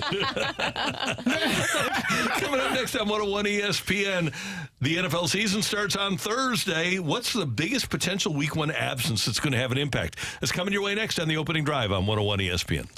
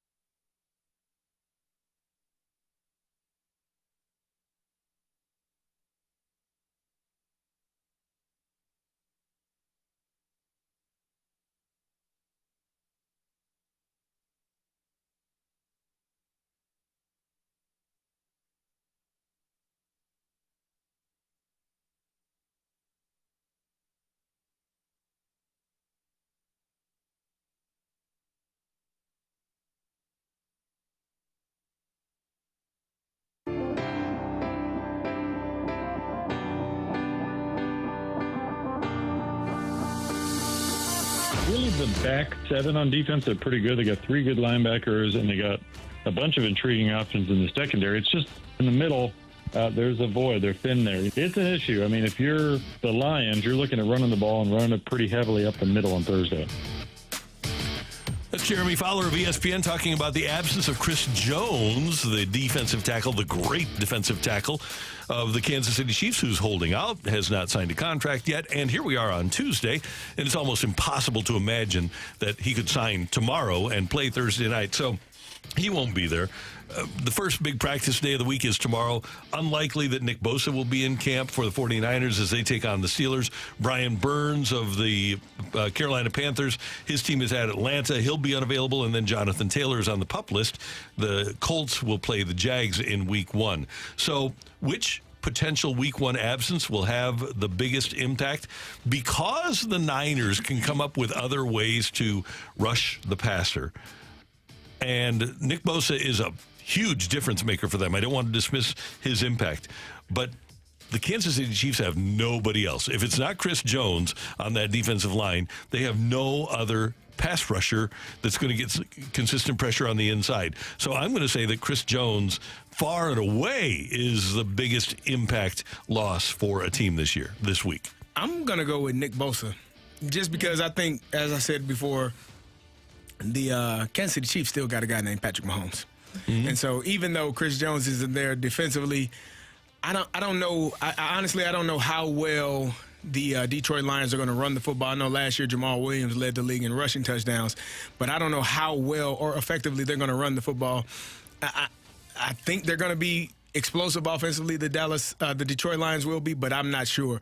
But I know that this Pittsburgh Steelers team that Nick Bosa would be facing in San Francisco is going to be very good this year. And so if he's not there, the inability to get to the quarterback, you're lacking that. They still are a very good defense, but I think they may take a step back, definitely without Nick Bosa this week. And we'll see how long he's out before they can get things righted in San Francisco. CD, that's exactly what I was going to say. I think Nick Bosa is going to be a huge loss for the 49ers, exactly to your point, because Patrick Mahomes, and I know it's totally different because it feels weird talking about offense when Chris Jones is obviously a defensive player, but I think Patrick Mahomes is such a difference maker, and the identity around the Chiefs is built around the offense. We've seen the Chiefs defense, and I know that Chris Jones has been a big part of at least making it successful where they can win games, but Patrick Mahomes is such a difference maker. Remember how people thought that the loss of Tyreek Hill would really affect the Chiefs, and Patrick Mahomes found a way. Patrick Mahomes continues to find a way. For the 49ers, what is their identity leading up to this? I would say that it was more on their defense. You need their defense to be successful. Brock Purdy, I feel like, is such a question mark as your starting quarterback going the season, so you don't know what's going on there. And they really built that defense around a strong pass rush, which Nick Bosa, of course, is a huge part of. And the thing is with San Francisco, I just think that defensively they have enough guys. Actually, the biggest impact, the team that's going to be hurt the most by not having a guy is the Colts without Jonathan Taylor. Yeah. But they go from mediocre to terrible. We're talking about good teams in San Francisco and Kansas City that are impacted by a loss. The Colts go from mediocre to terrible without Jonathan Taylor. That, to me, was one of the most intriguing decisions, keeping him on the PUP list, not activating him and allowing him to play, because you know you got that young quarterback in Anthony Richardson. Who was Michael Pittman Jr. is now their best offensive player on that team, and I think Michael Pittman Jr. is a fine lad. I think he's a good player, but I don't think he's a number one receiver in most offenses. And so what do you have? Who do you have to get the ball to? It's going to be, in my opinion, probably be a long day for Anthony Richardson, and you don't want to do that to a young player. The worst thing you can do is kill his confidence before he really gets rolling. Not having Jonathan Taylor there, I think, is going to have a great impact on that offense on Sunday, and we'll see, how well he can perform without a running back behind him like Jonathan Taylor. Anthony Richardson, I think, is going to be really intriguing to see how he handles this. I know that a lot of people are calling him kind of like a physical freak, and CD, I know how you feel about the NFL Combine, but it seems like the NFL Combine really raised his stock. How much stock do you actually put in that, though? I mean, he is one of those guys, is extremely talented. God-given arm talent, arm strength, size, speed, all of the things that you want. And from what I've heard, a really good person, a really good young man with an ability to play the game. So I'm excited to watch him play. It's hard, though, when you don't have the talent around you. Football is not a one-man band. It's not a one-man show. You have to have guys around you. You got to have, especially offensively. That's why I joke with defensive players all the time, and we say run ball, get ball, see ball, get ball. We don't see ball, get ball. It doesn't matter what defense it is. You see the ball, you go get it. Offensively, you have to have all 11 people on the same page, or it is a problem. And so if you don't have the talent on the outside, if you don't have the talent in the backfield, and you are the talent, I think that's a challenge that Anthony Richardson is going to have this weekend and really for the rest of the season. Take it or leave it. Anthony Richardson, especially with this whole Jonathan Taylor situation, will rush for over 1,000 yards this season. Ooh. I'll take it.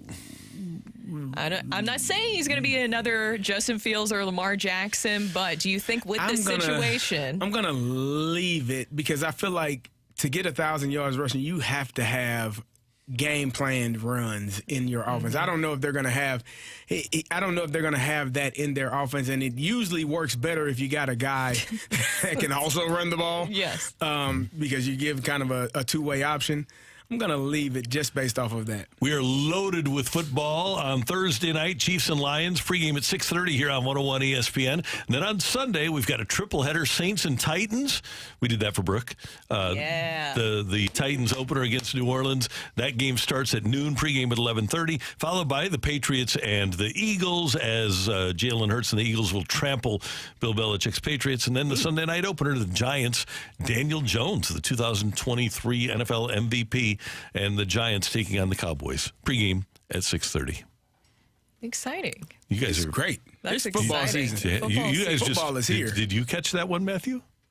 I didn't how even your hear it, tone yeah. very much changed when you said the word Cowboys? Oh, when I said Daniel Jones is going to win the MVP. I didn't even hear you say that. As somebody caught earlier in the opening segment when Randy just kind of makes Manny just like slips in these like giant pronouncements about mediocre players being high level performers. What was the example? You compared you compared to Babe Ruth in the Jordan Walker to Babe Ruth. Which was stupid because Babe Ruth was a left-handed hitter and Jordan Walker's a right-handed hitter. That's the big difference. Otherwise, they're exactly the same. I've just noticed that you sneak. Oh my God!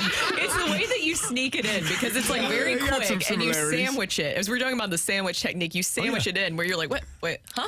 I didn't even notice you saying Daniel Jones. Serious note though, watch out for the Giants. I'm telling you, watch out for the Giants. They're going to be good.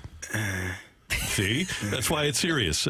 You're saying no. I'm saying watch out for the Giants. I did draft Saquon Barkley last night. Brooke just gave me a great prop. Who has more rushing yards, Anthony Richardson or Daniel Jones this year? Ooh. It'd be very interesting. See, that's what I'm saying. That's a good one. Coming up next, we've got a fight for you here. Do you need a fight? We do need a fighter. We need a fighter. So text in 314-399-9646, 314-399-YO-HO with your name and the word fight. And maybe Matthew will pick you for the fight next on 101 ESPN.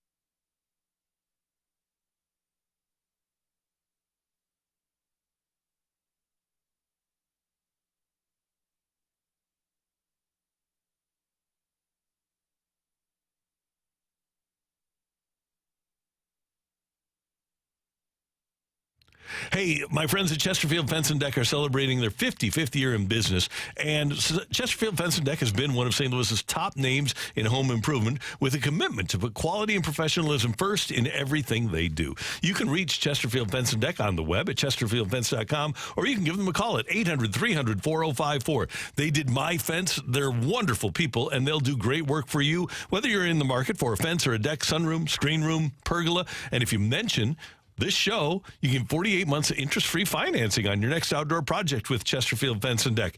They've got beautiful cedar or vinyl fences. I've got a vinyl fence from Chesterfield Fence and Deck that's absolutely wonderful. They have a great deal on decks for you, beautifully natural cedar, and their Vecca Deck vinyl decking is amazing. Plus, as I mentioned, great sunrooms and screen rooms that they'll come out and design for you with a free, no-obligation project design. Chesterfield Fence and Deck at chesterfieldfence.com. Call 800-300-4054. Chesterfield Fence and Deck, the sign you have the very best.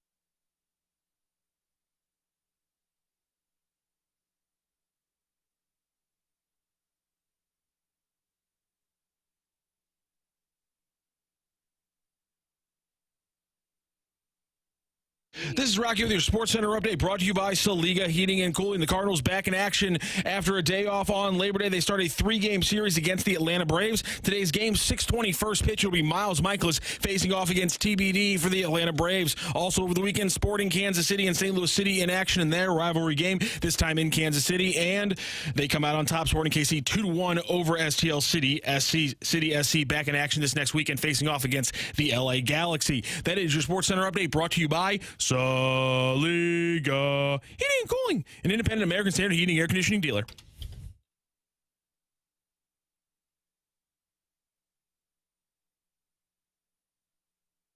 Welcome to the fight. In the red corner, Average Joe Listener.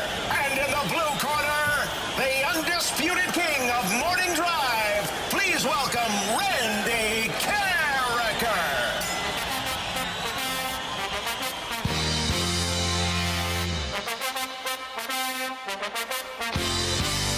Back to the opening drive. I am Carey Davis, joined by Brooke Grimsley, and it is time for the fight. And our fighter today is Tom. Tom, how are you doing? I'm doing awesome. How are you guys doing? Doing wonderful. Are you ready to take on Randy Karraker? Oh, yeah. All right. Did you enjoy the 4-day weekend? No, 3-day weekend. 4-day work week. I did. I did. It was nice and relaxing. I was hoping for a 4-day weekend. Maybe I should have took off today or next. I don't know. All right. Here we go, Tom. I'm just thinking out loud. Don't mind me. Who held the Iron Man streak before Cal Ripken? Is it Lou Gehrig, Hank Aaron, or Ted Williams? Lou Gehrig.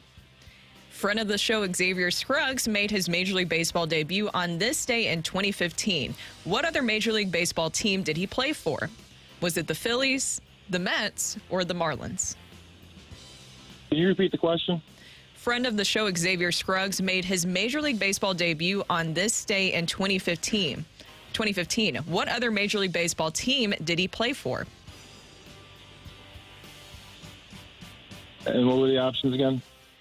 You have the Phillies, the Mets, or the Marlins. I'm going to go with Phillies. Shohei Ohtani became just the 8th player ever to put up multiple 40 home run, 20 stolen base seasons, which alleged steroid user is the only one to ever do it 4 times. Thanks, Rock. Is it Jose Canseco, Alex Rodriguez, or Barry Bonds? Go Barry Bonds. I don't know why we don't get fired or sued, Gary. I don't know why we even had to put that in there, sir. Allegedly. Don't get fired or sued. I don't know why we had to put that in there, but okay. Just allegedly. On Labor Day 2012, Yadier Molina tallied his 1,000th career hit in which unexpected way? Was it a triple, grand slam, or infield single? Oh, go with the infield single.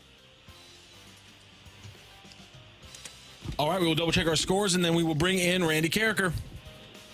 Tom, how you feeling? So-so. Okay. Just so-so. Were anything throw you off?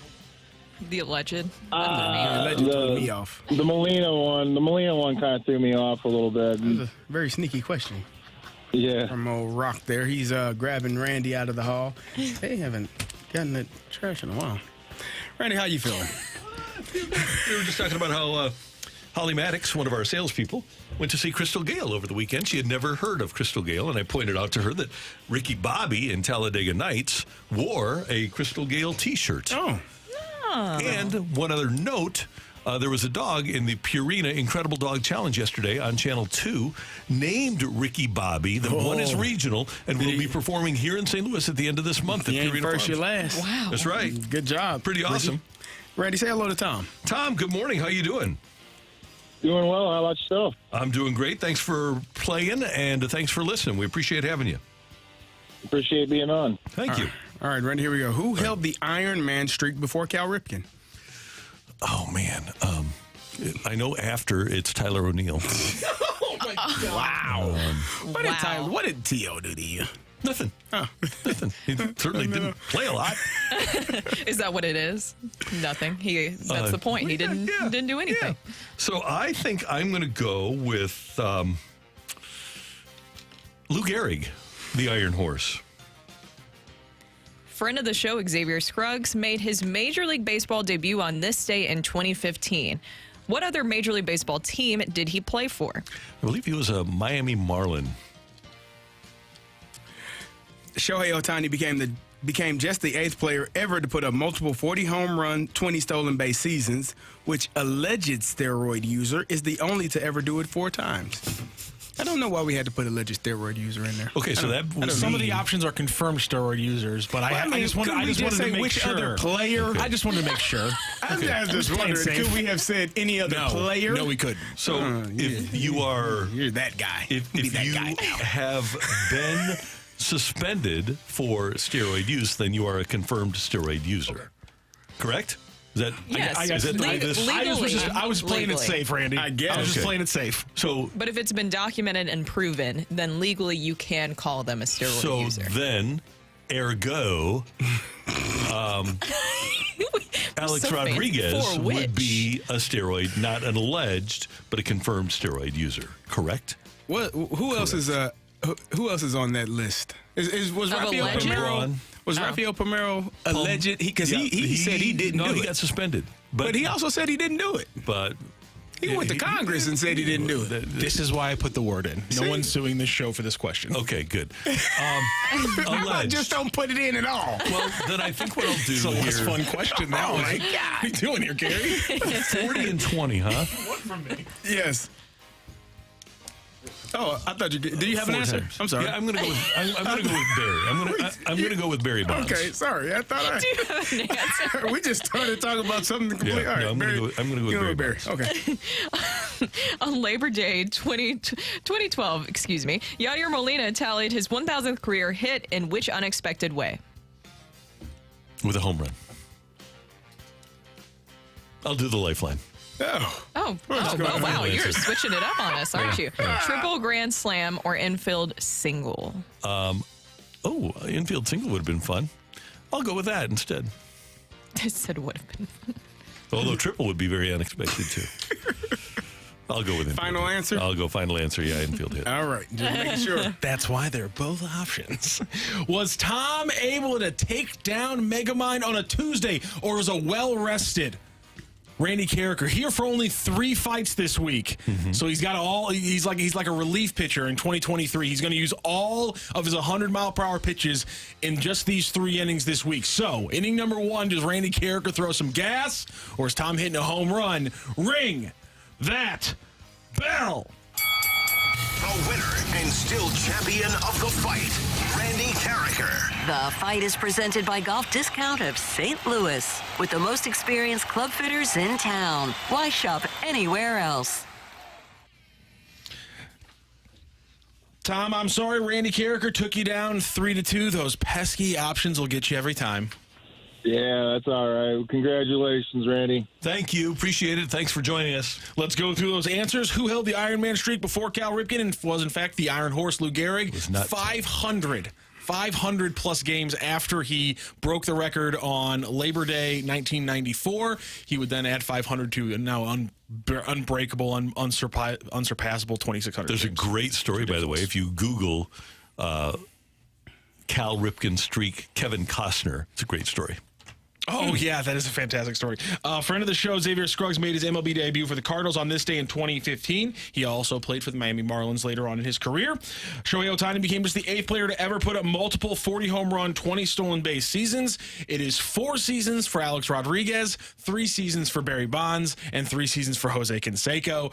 Alex Rodriguez obviously at the top with his 4 different seasons. But he's confirmed. He's not...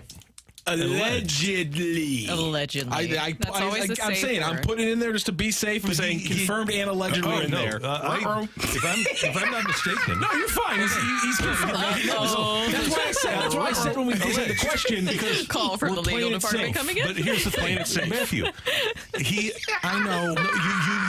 There is video and audio of Alex Rodriguez admitting that he used steroids, bowling.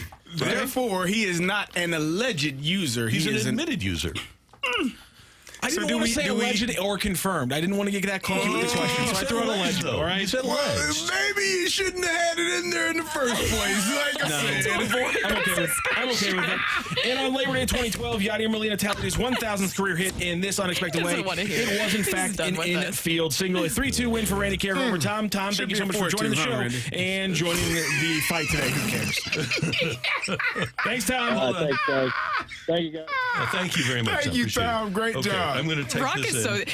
you also should have heard our conversation during the break going into this, Randy, and everybody else, because it was something else. Do you know what is it? A preposition? Do you know what a preposition is? Yes. Okay. Do you know that they're not supposed to be used at the end of sentences? Yes. Didn't know that. Learn something new every day. Okay. So I've New got a for thing me. for you. The discussion I don't know what a was, preposition is.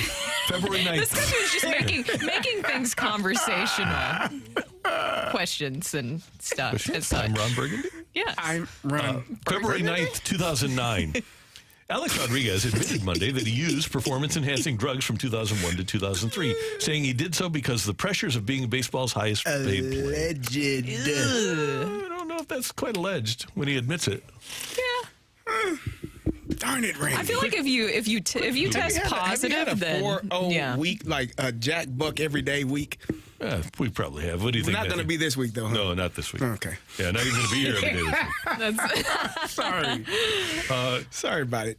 Coming up, City SC fans took it to another level in KC. How great are they? That's next on 101 ESPN.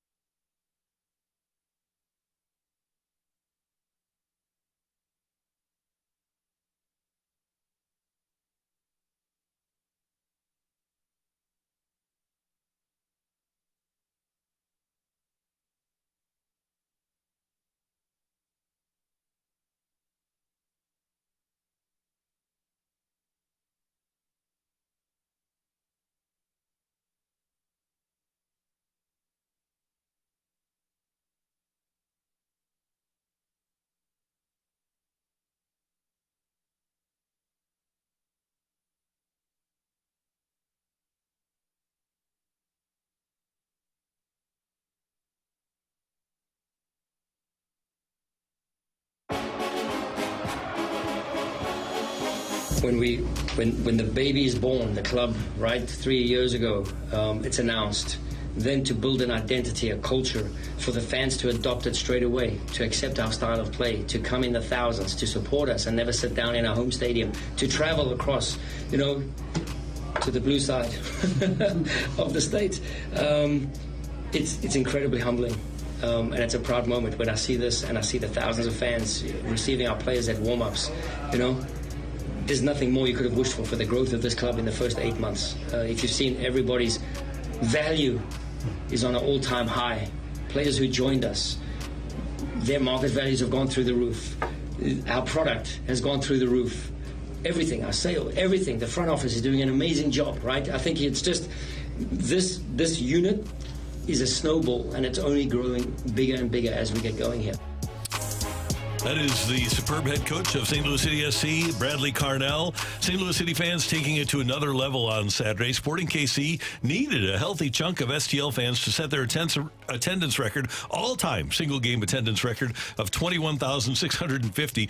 And with a third match coming up in late September, how fired up are you about having a legitimate sports-tied rivalry with KC? We've got this interleague rivalry with the Royals, which is great, but the Royals are, the Royals are the Royals. The Royals are the Royals, yes. And then we had the Rams and the Chiefs were good and the Rams were bad. And before that, we had the Governor's Cup game, and it was preseason. You had AFC versus NFC, and you didn't get to see the Chiefs if you were an NFL person in St. Louis. KC doesn't have, obviously, an NHL team. So this is the first real legitimate sports rivalry that St. Louis and Kansas City have enjoyed, where they're playing against each other multiple times a year, or at least once a year. And I think it's really cool. I think it was awesome how St. Louis City fans showed out on a Saturday in KC. It was. And I mean, there isn't an exact number, but you mentioned there that getting Sporting KC, the crowd, you were able to see that, and you were able to see the fans. I saw all over social media the fans that went out there. It felt like thousands that went out there to support City SC, and that's exactly. Bradley Carnell had some great quotes in the Post-Dispatch, but also you could hear in the post game just about how this is how everything is built. They built this team or this club in a way where you were able to build up that fan base too. We already knew that St. Louis has already kind of built that soccer fandom, right? You already had that here. You had the St. Louigans, and they really built that up and carried that into this. The way that Carolyn Kendall and City SC really worked on making sure everything was set in place. I think that allowed the fan base to grow even more and get the players comfortable to where you're seeing this product in the inaugural season where they're at the top of the Western Conference and you're seeing things pay off. And this is an electric and exciting team to watch and play, and so much fun. We were talking about that. I know this was a away game, but when they're at home, you can't beat the atmosphere over at City Park. It's electric. It's exciting. It feels like nonstop. You're attuned to everything that is going on, and I like that you're building up this rivalry right now. I even saw Ben Hockman. He tweeted this out this weekend. St. Louis City SC plays at Kansas City. He tweeted this out this weekend. In the official KC game notes, they made 87 references to their upcoming opponent, which is City SC, with the name and team name all in lowercase. So even you had like media and people behind the scenes really building up this rivalry too, which you really like to see that. I mean, just the fact that City, their fans travel in the manner they do, they show up to the games in the manner in which they do, it does something for you as a player. It brings a certain level of energy. I told you all, we've played in the cities in Pittsburgh where we would go to the opposing team stadium and we would have more fans there than that opposing team did. And it has to be, if you're that home team, it has to be disheartening to see that many fans of your opposing team there. It's almost louder when that team is on defense and your team is on offense for football. It just changes the atmosphere. And so I think City has done a great job of, playing well to start. That's the number one thing. You have to be good for people to want to show up. They've been really good this year. Fans have shown up. They've done a great job. They have a great coaching staff. Just a great organization in how they've put everything together, tied everything together. And they are fun to watch. The style of play in which they play, we were talking about it before the season started, just the attacking style, how it would wear on opposing teams. And, the thing about that is when you are tired as a player, when the fans get to yelling, it does give you a boost of adrenaline. And you're like, okay, I got to keep going because these guys in the crowd, they paid their money. They're loud. They expect me to keep going. And so even though I'm tired, I'm going to give another burst of effort, a burst of energy because these guys need me to and my teammates need me to. And it does help. The amount of fan interaction that you receive during games definitely helps players play harder. Obviously, this was a precursor. This sort of activity to punch a Red Wing fan in the face day. And well, great day. Oh, yeah, those were always it's fun. a national holiday here, right? It kind of was, yeah. And the Blackhawk fans, too. Diehard Blackhawk fans since 2010 who stopped being Blackhawk fans after 2015, but that's an aside. But I do have a level of respect for the amount of people that showed up for SC on Saturday night and that do show up and travel to road games. Some franchises in sports, Steelers fans, Cheeseheads, Cubs fans, Cardinals fans, SC fans, when they're winning, Blackhawks fans and Red Wings fans, some fans really do travel well. Some teams just have incredible national fan bases. The Cowboys just, for whatever reason, because they have ugly uniforms and they're a terrible team, a terrible franchise, but for whatever reason they have people and that Jerry Jones. Yeah, that are fans of their teams all over the country. Yeah. There are. They're everywhere. Yeah, I mean, having lived in Tennessee and Arkansas, I definitely saw a lot of Cowboys fans. I'm like, worst, huh? Like, where? Why? It really is. I don't know. It says a lot about this club and what they're doing right now, building that identity this season, the fan base, and also spending the money on those core players has a lot to do with that product that we're seeing on the field. Samuel Adeniran with the lone goal this past weekend, he said that it felt like a home game. Felt like a home game. That does a lot for a player, and it just shows, too, how much fans are really putting in the work while this team is also putting in the work. And now St. Louis City will have to take on L.A. We've got, is it Galaxy or FC this weekend, big boy? Matthew? It is Galaxy. They have FC at home later on. Yeah, so don't worry about Galaxy. Yeah, FC's tough, but on. Galaxy. Anything that's got like Wizard stars on their uniform. Yeah, Wizard they don't stars. count. Not really. No, that's why Sporting Kansas City changed their name to something dumber. Yeah, right. Yeah, from Kansas City Wizards to Wizards. Sporting Kansas City. By the way, their supporter section is still called the Cauldron. When you change the team name, you also have to change the supporter section name. That makes no sense with your new Eurocentric team name. When you rip the heart and soul out of a team with a boring name, you then have to complete the job by ripping the heart and soul out of the supporter section. Come on, guys. Don't half-assing it. No. So, a couple of road games in a row for SC, LA, Galaxy, and then the Houston Dynamo. The Dynamo. Coming up next year on 101 ESPN, we've got our Rush Hour Reset. Stick around. It's coming your way on 101 ESPN.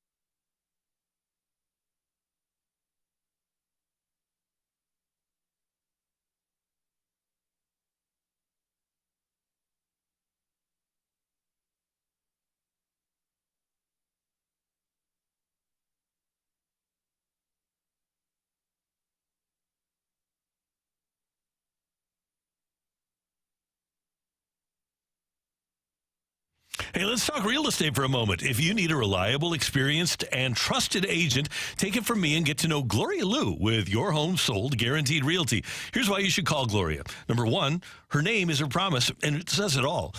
your home sold guaranteed realty. Gloria's mastered the home selling promise by guaranteeing upfront and in writing to sell your home at your agreed to price and time frame, or she'll buy it herself, and that's guaranteed. Does your agent compare? Gloria has solutions for every type of home seller. For sellers who want a fast sale with no hassles, Gloria's 24-hour cash offer solution is a great option to consider.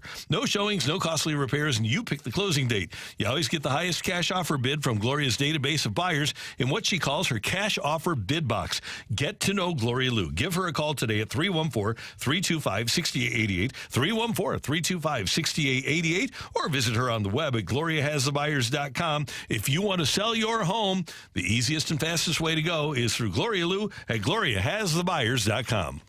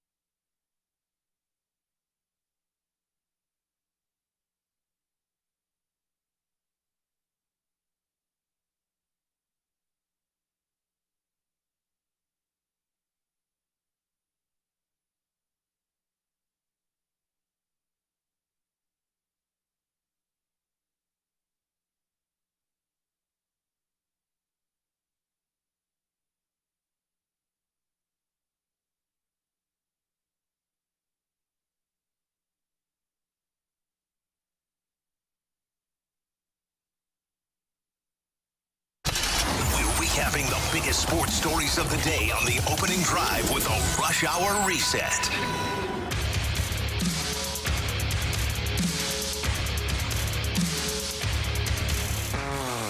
Your St. Louis Cardinals back in action tonight, opening a 3-game series in Atlanta against the Braves, and hopefully the Cardinals can get some wins. A win down in Atlanta. They got one on Sunday in the last game they played against Pittsburgh, thanks to Jordan Walker's hot streak. So they sent him down, and they wanted him to work on hitting the ball in the air. Boom, missile down the line. Keep it fair. It's a line drive homer.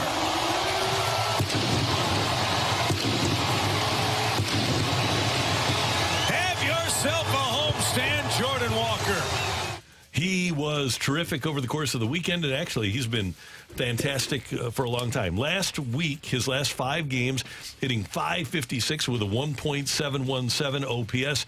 He has 3 homers and 7 RBIs in those last 5 games, and he appears to be hitting his stride as an MLB star. He is. And guess what? The patience paid off. Maybe that's what John Mozeliak was speaking to specifically, is that the patience you needed with Jordan Walker, and maybe with some of these young players this season. He wasn't talking about, all the other stuff with the Cardinals. He was talking about Jordan Walker, right, guys? Yeah. Yeah. Just him. Yeah, just him. But Jordan Walker, it's paying off. I think it's very interesting, and we played that sound earlier, what he's saying about just kind of not focusing on the launch angle. That seems to be a big thing for Jordan Walker now, is that to tune out that noise, having to separate some of that other stuff and just focus on what got you here in the first place. And he seems to be doing that. He's building up confidence in his right field defense, and I think that that's also giving him confidence in his overall game, and especially offensively. Tonight for Atlanta, an interesting starter, Mike Soroka, who was outstanding in 2019, went 13-4 with a 2.68 earned run average.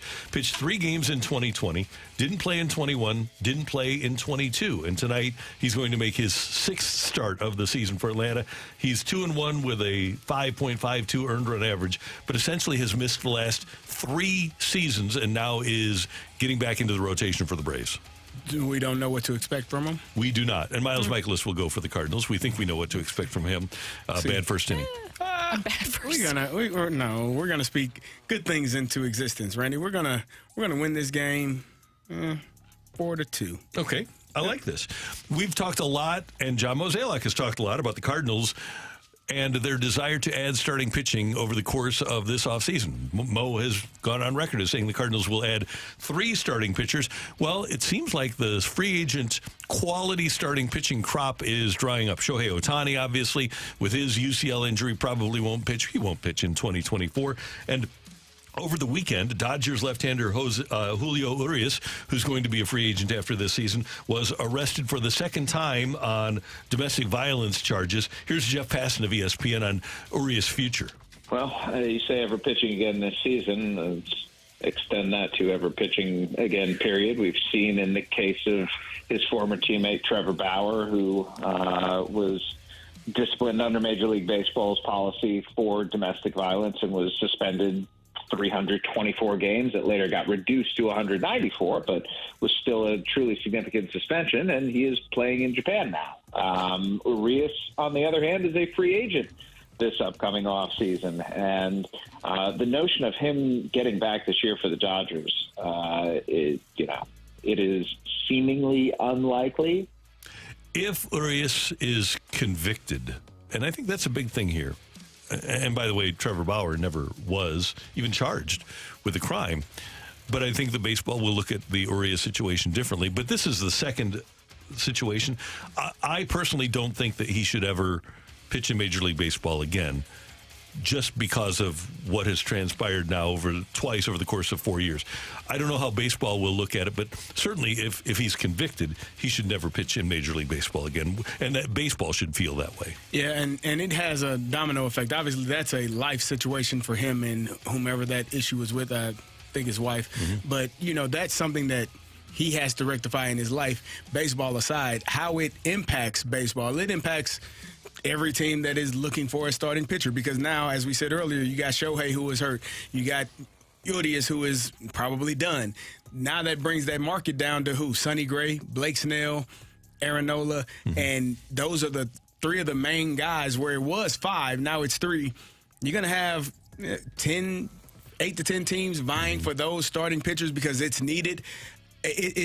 For me, just from the Cardinals' point of view, I think it just limits what they're able to do now. Now, you're almost in a position where you have to go out and trade for that ace, because getting him via free agency, it's going to cost you so much more now. Like you said, Aaron Nola is probably kicking back with his feet up like, dang, I hate to see it, but... It's a seller's market. But I don't think he hates to see it.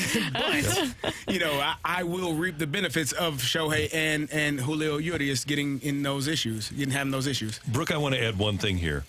And this is obviously unseemly alleged behavior. But I go back to Chris Beard, the University of Texas basketball coach who got fired last year after he was arrested on domestic violence charges. And his fiance or wife said that night to the police, no, he didn't do anything. He said it was self-defense. He was never charged, and both said under oath that it was self-defense. And Beard, as it turns out, was unjustly fired because the process wasn't allowed to play out. That being said, if it's a second time for Urias, then you kind of have to think that where there's smoke, there's fire. Exactly. I 100% agree with that. And I think since this has come with Major League Baseball, right, was it in 2015 that they launched this whole policy with domestic violence and assault, all the different kind of stuff? How many people have actually gone through this twice, do you think? He's the one, right? Him? Somebody brought up Marcelo Zuna. I don't know if it was necessarily twice. I don't think there were twice. multiple instances with Marcelo. I don't believe so. Yes. And so with Urias, this is the second time. So I don't even know. 81 games is I think, typical of what you see suspension-wise. I don't know what he got the first time around. But this time around, if you look at the Trevor Bauer situation and you're going to handle things like that with him, then you also have already set that standard where you need to handle the same way with Urias, too. You can't sign him. You just... No. The Cardinals, 50% of the people that walk through those gates are women. And most of the men are rational. If you're the Cardinals, you can't sign that guy. What team get it right? What could sign him? Who could sign him? You got to get it right. Yeah. That's the big thing. You have to get it right. So many professional sports leagues do not get it right in these situations. You have to get it right. And what about the Dodgers, though? Speaking of Trevor Bauer, you have that Trevor Bauer situation, and then you have this with Urias. We saw how they handled the Bauer situation, so I think that they should do the same for Urias. Yeah, they will. Yeah, I mean, the business of sports sometimes should take a backseat to the business of life and things that are taking place, real situations. One more note, college football last night, Duke football. Basketball? Duke football. Oh, Duke football. Yeah. Beat Clemson 28-7. Here is Clemson Tigers head coach Dabo Swinney. I've never been a part of a game like that, ever. And been here at Clemson a long time. Since I've been the head coach, we were 58-0 when we rushed for 200 and passed for 200. It's usually a pretty good indicator, and I think in Clemson history, we were 108-0. Never lost, ever. But you got to finish. And Clemson wasn't able to actually get started. They lost by a score of 28-7 to Duke. And Dabo's program, which was dominant for 4 years, has been rendered second tier, which there's nothing wrong with, but they don't appear to be a Final Four contender on an annual basis anymore. No, and what a drop off that is. I saw people on social media wanted to point out the Chad Morris curse, which I don't know if everybody is super familiar with that. Maybe because when I was leaving Arkansas, it was right after Brett Bielema was fired, and they bring in Chad Morris, and the Chad Morris era is pretty bad in Arkansas. If you guys want to go check that one out, not great whatsoever. And so Chad Morris rejoined Clemson's staff recently as a special assistant to Dabo. And so then everybody on social media is like, well, there's that Chad Morris curse following you. But I don't know if it's that or if there's just more going on there with Dabo, because this has been a pretty big drop off for him. They have been, since Trevor Lawrence left. Yes. I mean, you have Deshaun Watson, Trevor Lawrence. You got two really good college quarterbacks that go on to become, really good NFL quarterbacks. DJ Uiagalelei, yeah, him. He's no longer there. They thought he was going to take the place of Trevor Lawrence. Didn't really perform as well as they thought he could or should. And I think that's really been the issue the last, 3 to 4 years, just not having that number one quarterback. Although I didn't get to see the game, thank you, Spectrum. But I'm assuming that even though they rushed for 200 and passed for 200, you need that guy under center to be a really good program. And until you get that guy, it's going to be a tough time for the Clemson Tigers. You shouldn't lose to Duke, though. No, never. No. That's kind of like, well, I'm not even going to take any shots at Middle Tennessee State. Oh, don't you do that. The Blue Raiders. Hey, they got paid, though. They got paid. That's all that matters. And then when you get paid to win, that's the best. Yes, and they did that against Miami, and they've done it in the past, just not this past weekend against Nick Saban. Saban. I did, yeah. Whoopsies. Really? You're hilarious. Coming up, our buddy Mike Clayborne on 101 ESPN.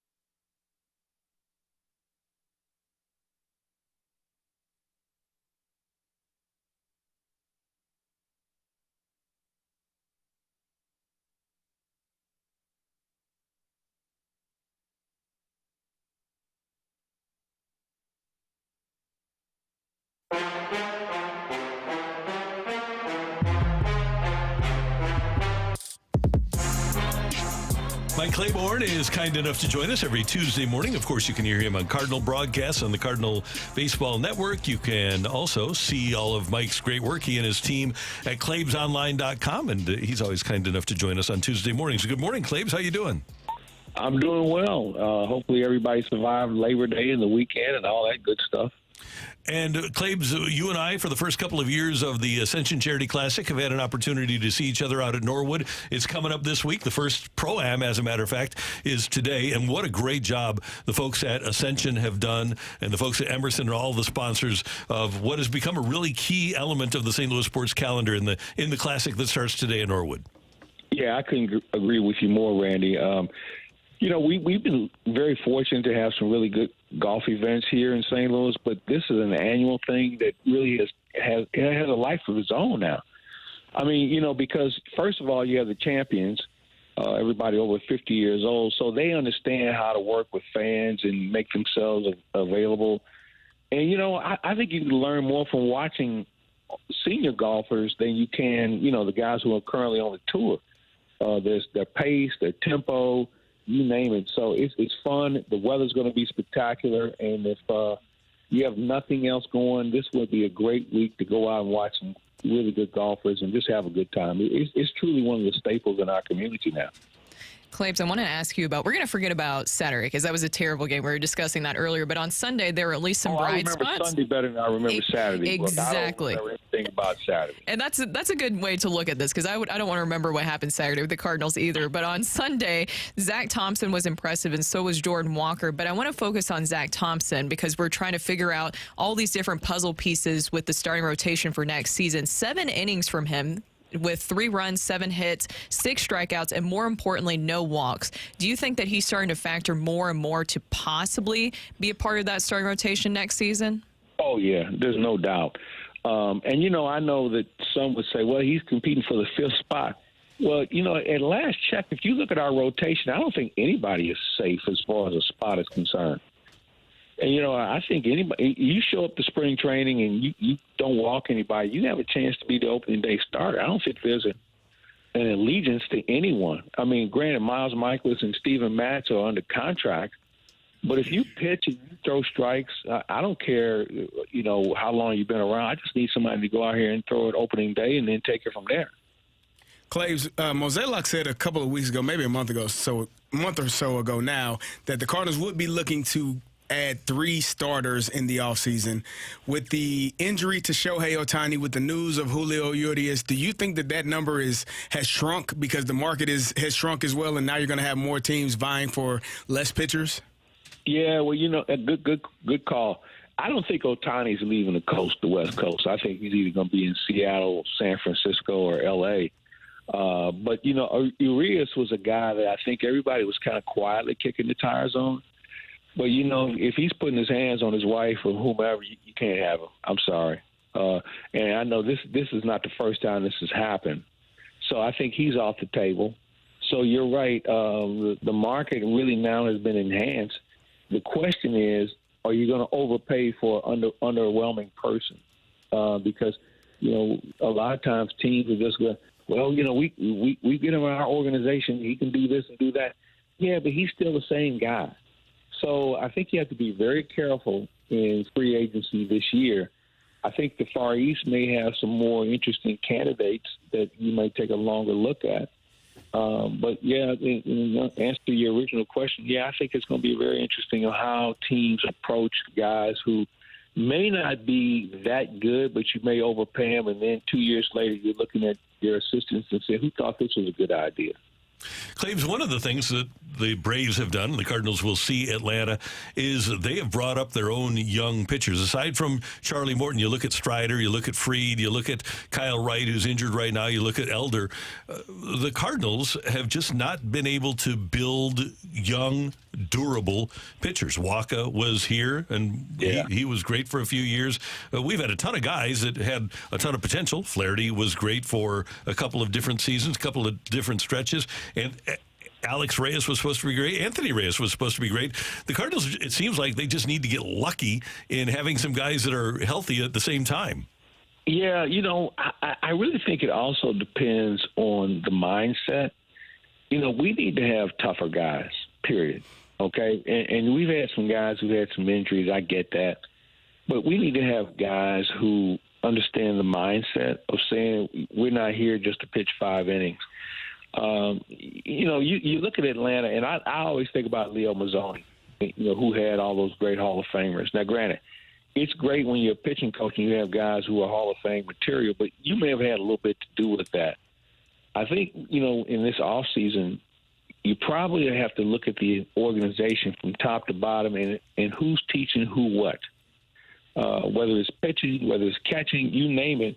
I think we have to make sure we look at the bigger picture and say, all right, the mindset and the approach to the game has changed. Because there was a time when everybody wanted to model the Cardinals. Now the Cardinals have to figure out what model works for them and how they support that, with good people who are instructing from A-ball all the way up to the big leagues. Claves, you were talking about just the starting rotation. I want to talk about the bullpen. Is there anyone? Yeah, that's how I feel. Is there anyone other than JoJo Romero? He seems to be the only one I trust for 2024. Is there anyone other than him that you trust for 2024? Nope. Yeah. Nah. Yeah. Here's the thing. We're going to audition. We'll audition these people, but right now I think that there are 7 spots in the bullpen that are available to be had. And some guys are on the roster, some guys are not. But think about it, Carey. I mean, we've blown more saves than anybody. So why would anybody feel like, oh, yeah, we'll be all right? No, hell no. Yeah. We need to just start over with the bullpen. And, again, there may be some guys that are currently in the bullpen that you say, well, you know what? He learned a little bit. We can tweak this and tweak that. So maybe he's part of it. But, JoJo Romero, and, oh, by the way, JoJo Romero just became a candidate about a month ago. Mm-hmm. All right? So, and he's pitching well. I know they've given him a couple of days off because he's really been pitching a lot recently. But that's the only guy. Everybody else is either in audition or playing elsewhere. Yeah, I say that all the time because, and I think people think I'm crazy. But if you're not playing well, you're risking your job in a city or possibly your career if you don't perform well. And I think some of those guys in that bullpen are at that point in their careers and their Cardinal life that, hey, if you don't get it right here in the next 2 to 3 weeks, you may be looking for a job somewhere else. Well, I would agree. I would agree wholeheartedly. And the issue is, hey man, just throw strikes. You were born, you want to pitch, pitchers throw strikes, and we have been killed with guys who have no control, walking too many people, you name it. So, if you can't throw strikes or swing and miss stuff, listen, go find somebody, go to Pittsburgh. I don't care. But go elsewhere. I mean, it's just, it's just been hard to watch. And Sunday we almost sprung a leak again, and it's just something when you look at the season, and people can complain about this and complain about that. Bottom line is, man, the bullpen just didn't do their job, and Dusty Blake, this is his rookie year as a pitching coach. This guy, he puts about 8,000 steps on his Fitbit every day because he's walking to the mound trying to get somebody figured out. And I think he's a really good pitching coach. I think he needs time, but it wouldn't hurt to have some guys who could throw strikes because it's not like he's got the Yankee. It's not like Mariano Rivera or John Wetland or any of those guys out there. I mean, he just got a bunch of guys who are trying to figure it out, and it's not working with consistency. Yeah, it's very interesting, and you touched on the blown saves. So they had their 26th blown save of the season. They're tied for 4th in the league, but you know who's the worst? With 29 blown saves this season is the Rangers. How have the Rangers been able to still, I don't know if you could say, figure it out, because nobody's striving to be the leader in blown saves, but how have the Rangers, I guess, have been able to make it work? Well, you know what? A couple of things. One, they can mash. I mean, Adolis Garcia, I think, is leading the league in RBIs. They've got some real good bats up and down the lineup. The starting pitching has been pretty good. but you make a great point, Brooke, that, the bullpen, and it's almost like if I'm a starter, instead of going 5 or 6, I'm like, shoot, I got to go 7. I got to go 8 because I got to reduce the options in the bullpen. And that's what they run into. And, they thought Chris Stratton was going to help. Chris Stratton is a bridge guy. Chris Stratton is a guy who can get you from the 6th to the 7th inning. He's not a closer. And, they had Chapman, and Chapman has been up and down. Chapman needs to understand, everybody throws 100 miles an hour now, okay? So hitters say, okay, I've seen 100 miles an hour, and I think I can at least put it in play. And so he's trying to figure out, okay, what else can I do, because they've already seen my 100-mile-an-hour pitch. So it's interesting, but you know what? With all that said, they're still in the hunt. And that's what makes this game so crazy, that they're still in the hunt. Well, I think they're a game back, maybe 2, but, in a really competitive division. So, at the end of the day, if you don't have a bullpen, and this is how I would build my team. I would build with a closer, with a setup guy from both sides, left and right, a bridge guy, a long guy, and then I say, all right, let me go find 6 starters, because I don't think you can have starters anymore and say, all right, these guys will get us there. No, you better have some guys in the bullpen, and we didn't have them, and there's some other teams that are kicking themselves because they didn't fix it either. And I'm of the belief that maybe there just aren't enough good pitchers in the game. They talk about expansion. I'm saying to myself, how can you expand when you don't have enough guys now? Right. Hey, Claves, one more thing before we get to what's going on at ClavesOnline.com. Dion Sanders is a friend of yours. What was your impression of what he did with Colorado over the weekend? You know what? Not surprised. I knew he was going to give TCU a handful. And if he and I go back, I knew him back when he was playing baseball, and we'll stay in touch. But you know what? His ability to motivate people, not just football players, but people, is incredible. But let's do this too. Let's talk about his coordinators and the game plan that they had, especially the offensive coordinator. They ran the ball just enough to make TCU respected. And then all of a sudden, once they started getting guys inside and try to stop the run inside, they started throwing the ball. So it's a really good combination of what we have. Now, that doesn't mean he's going to run the table, okay, because I think he's a little short in line play. But you know what? If he can shorten the game and turn it into a one quarter, then who knows what can happen. But it's fun. It's good for the game. And it's the reason why Colorado is the most relevant program in the country.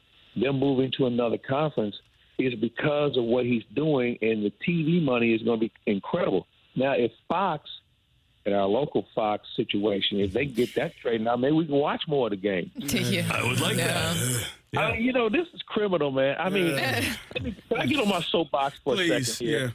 Yeah. What these networks and providers are doing to us is criminal. Not only will we not be able to see the games, then when they fix it, they're going to charge us more. Yeah. And that's wrong. It's wrong.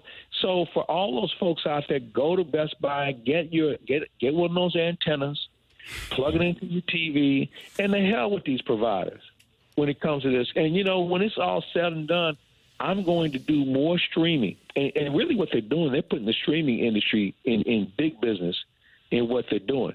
I saw Martin Kilcoyne the other night at the deal with Joe Buck and Chip Carey, and I almost forgot he was on TV. Because it's been so long since I've seen him. Right, yeah.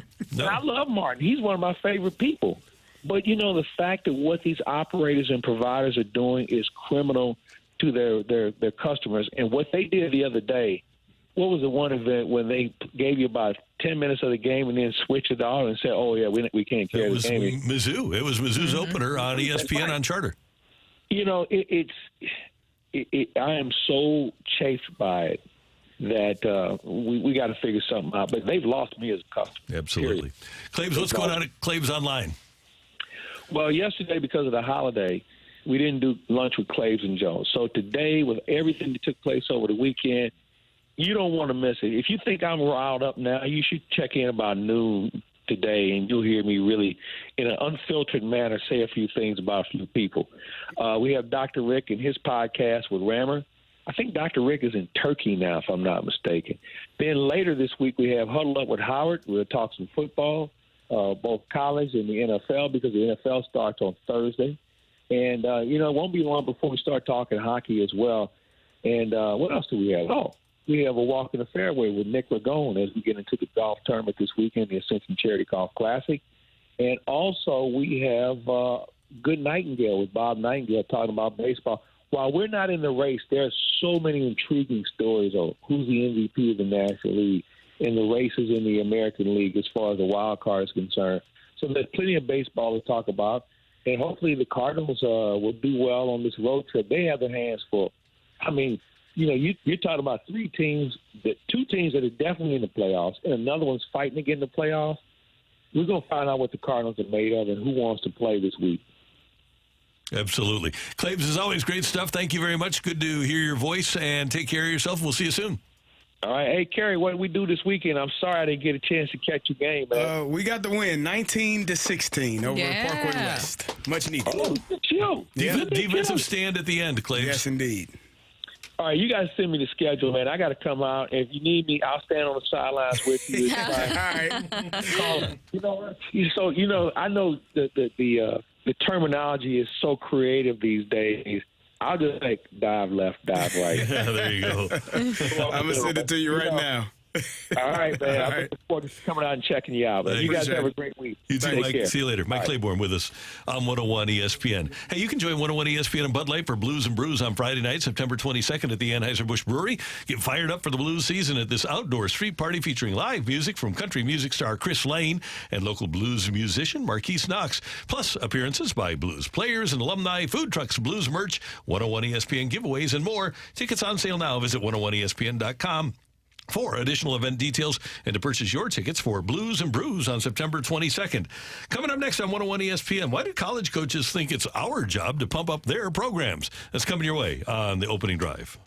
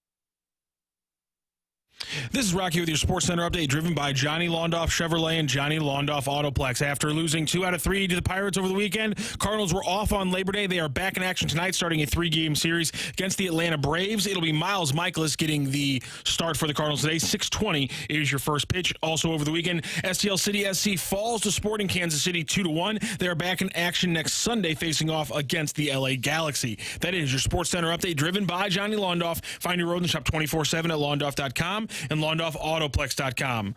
Are you kidding me?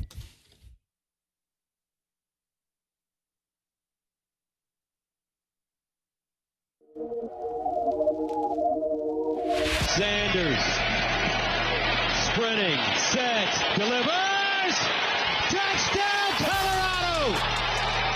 Jimmy Hart. 3rd down, Morris.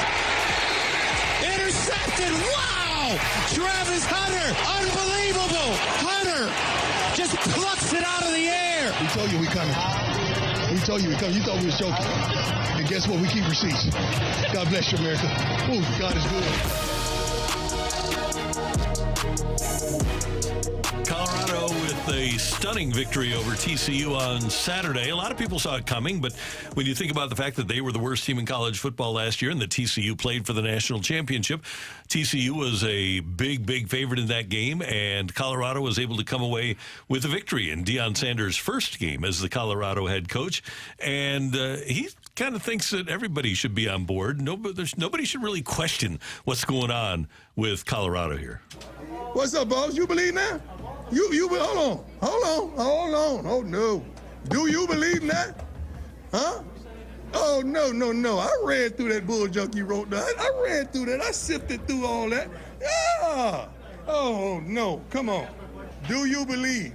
You don't believe. You just answered it. You don't believe. Next question. You don't believe. You don't believe. And Deion Sanders wants everybody to believe. And sure, I appreciate that. Let's see what happens when Deion Sanders' team would take on a Georgia or an Alabama. It's a level of belief. Does he really believe that his team's going to go in and beat an Alabama or a Georgia? I'm not sure about that. But he seems to want everybody to believe. And it's going to take more than just one game.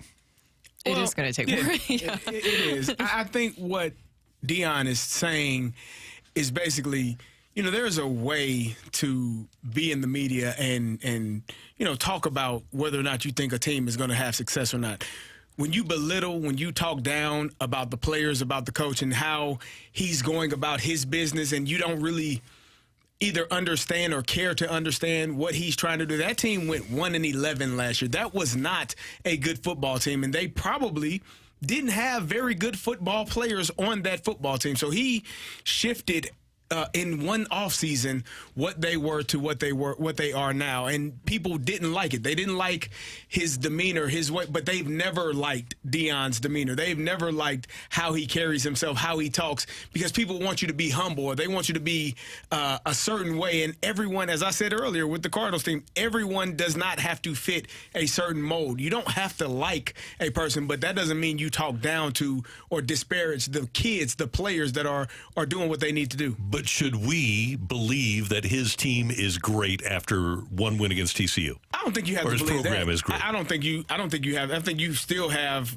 Some people are still going to have the wait and see approach, but I think he was directing that at that particular person because of what that particular person wrote. I don't know what he wrote. I don't know what he said, but it was something obviously that got under Deion's skin, and he wanted to address it in that moment. Well, and the journalist was Ed Werner, I believe, of ESPN, and a lot of people were trying to figure out what exactly he wrote or he said, and people couldn't figure it out. The only thing that people could point to is that he referred to Deion as a celebrity coach, and I could see how Deion could probably take that in a certain way, because you're basically already you're talking about belittling. It's kind of like a backhanded compliment in a way. I saw personally that whole thing, the way that it played out, is something that maybe Deion used to kind of bulletin board material to pump up his players. A lot of coaches and people do that, right? And players is where you maybe kind of take all that hate and you use that to kind of manufacture some more energy, and where it's like all these people are doubting us, we're going to work against it. So if that's what works for your team, it's fine. And on the journalist and columnist side, I think a lot of people sometimes forget there's a difference between a journalist and a columnist. And a columnist is meant to give their opinion. And sometimes it's going to have some things in there that maybe a coach or player disagrees with, but that is their job, is to give their opinion on it. Journalists typically just put facts out there. And I know that some people will say that's not what journalists do nowadays. There is a difference, and you are seeing those lines blurred more. But I think some people don't decipher or know the difference between the two. But with this interaction, I saw that Ed tweeted out, he said, Saturday was surely among the greatest in the life of Dion Sanders, both as a coach and father. Congratulations. It was mesmerizing to watch. So he handled it well. If anything, it got a lot of attention.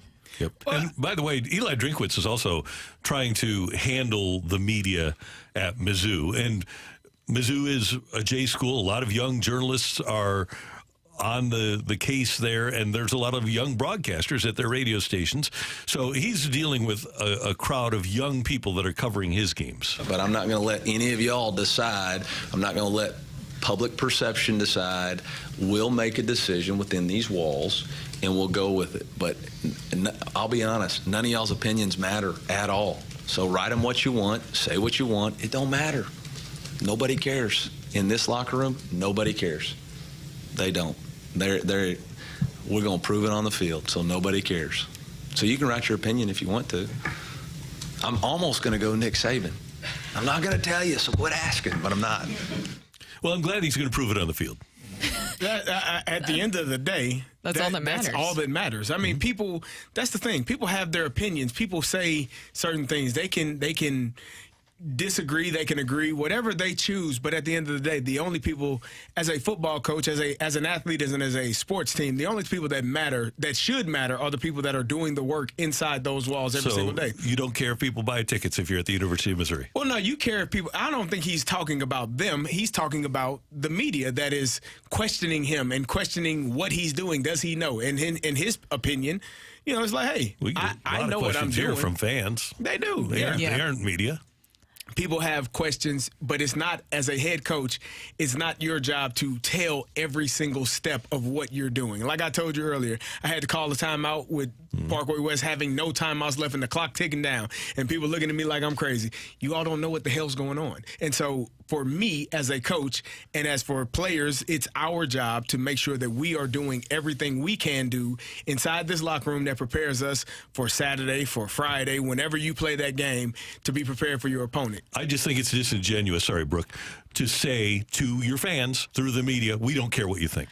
I think he was talking to the media, not the fans. I think he was talking to the fans personally, because here's the thing: that was media. He gets it. If you listen, you set it up with something that's perfect about it. In Columbia, the people are questioning him, and I know that Ben Frederickson in the Post-Dispatch, he traveled out there, and he might have been one of the ones asking the questions.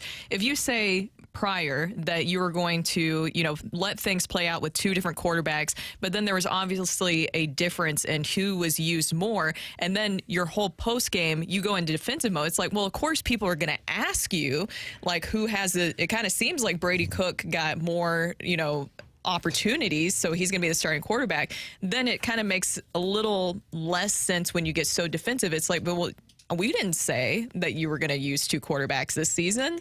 You said that. And then almost seems like the message is more towards the fans. It's how he's referenced in the past social media and how he sees and how you shouldn't care, but then he does care about what you see on social media and what people post. I think that you just have to be confident in what you're doing. And to his point, you don't care about what people are saying. Sometimes you don't have to say that either.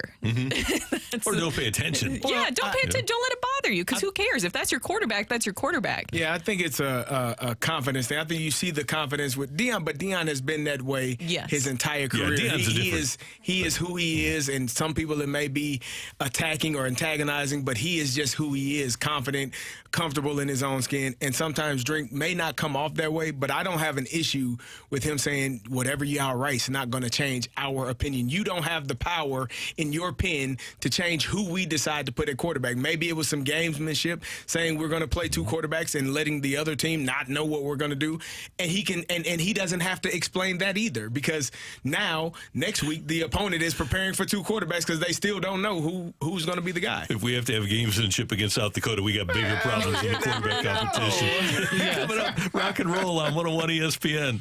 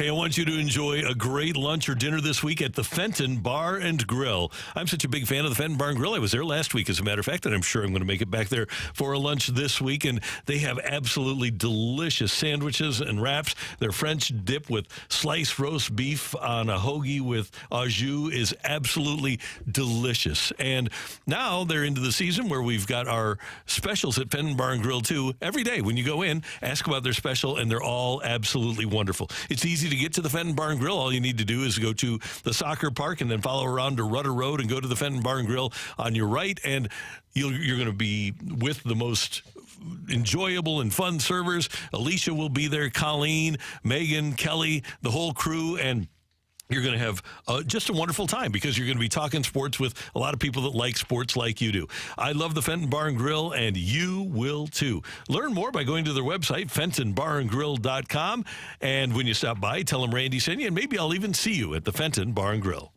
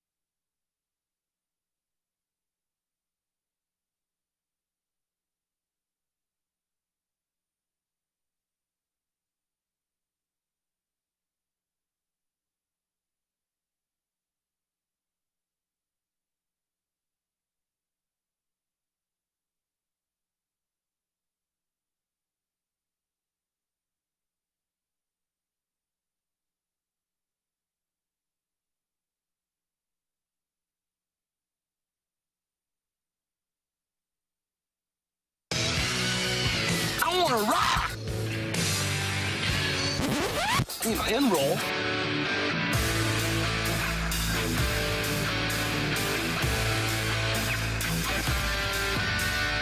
Let's rock. Let's rock today. 101 ESPN has your chance to score a pair of tickets to Guns N' Roses with special guests, The Pretenders, this Saturday night at Busch Stadium. Tickets for the show are on sale now, and you can get 4 select tickets for just $90. Get your tickets now at cardinals.com/Guns N' Roses or text in now to 314-399-9646, 314-399-YO-HO for your chance to win free tickets to the show.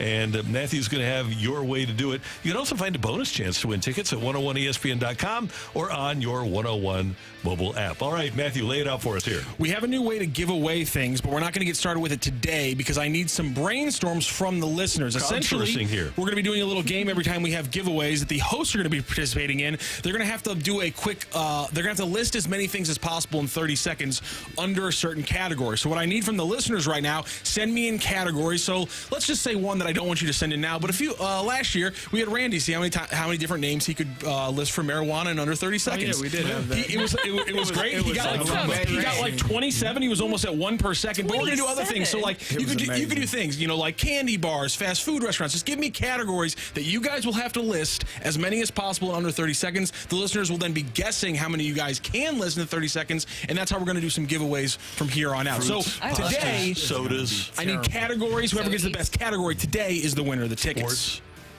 I don't know. I don't think we can name stick and ball sports. Lindenwood has 50 sports. 50? How many of them could you name in 30 seconds? 50.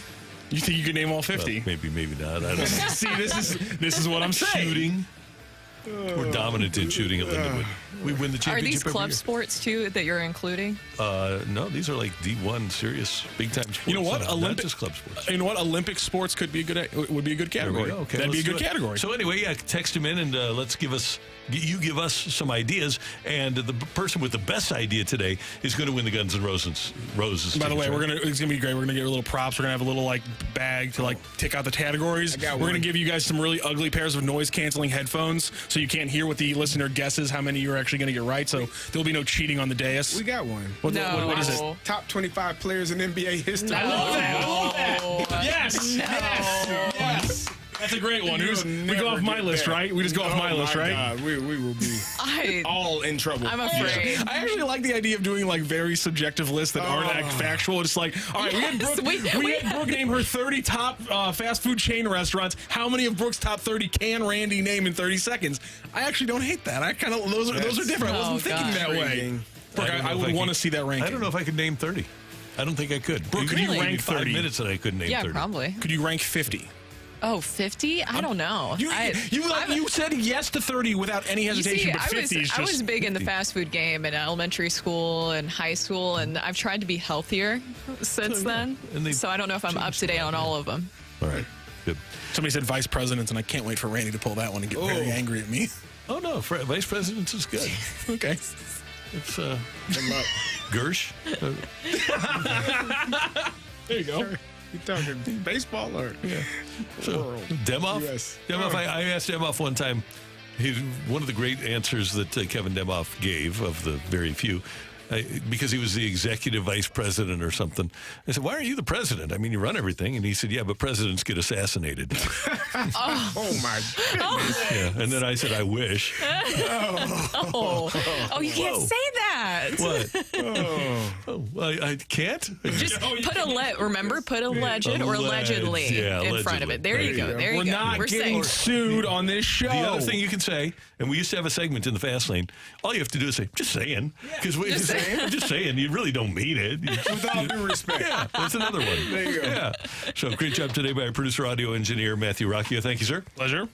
Brooke, this is a fun Tuesday. Yes. Start of my week. Rock doesn't have the audio. It's okay. Show us your face. Oh, no, that's not yours. Show us your Sounded face. just like it. Yours. We thank you for tuning in, texting in, and being a part of the show. For all of us, until tomorrow morning at 7, have a great day, St. Louis. That's right. That's right.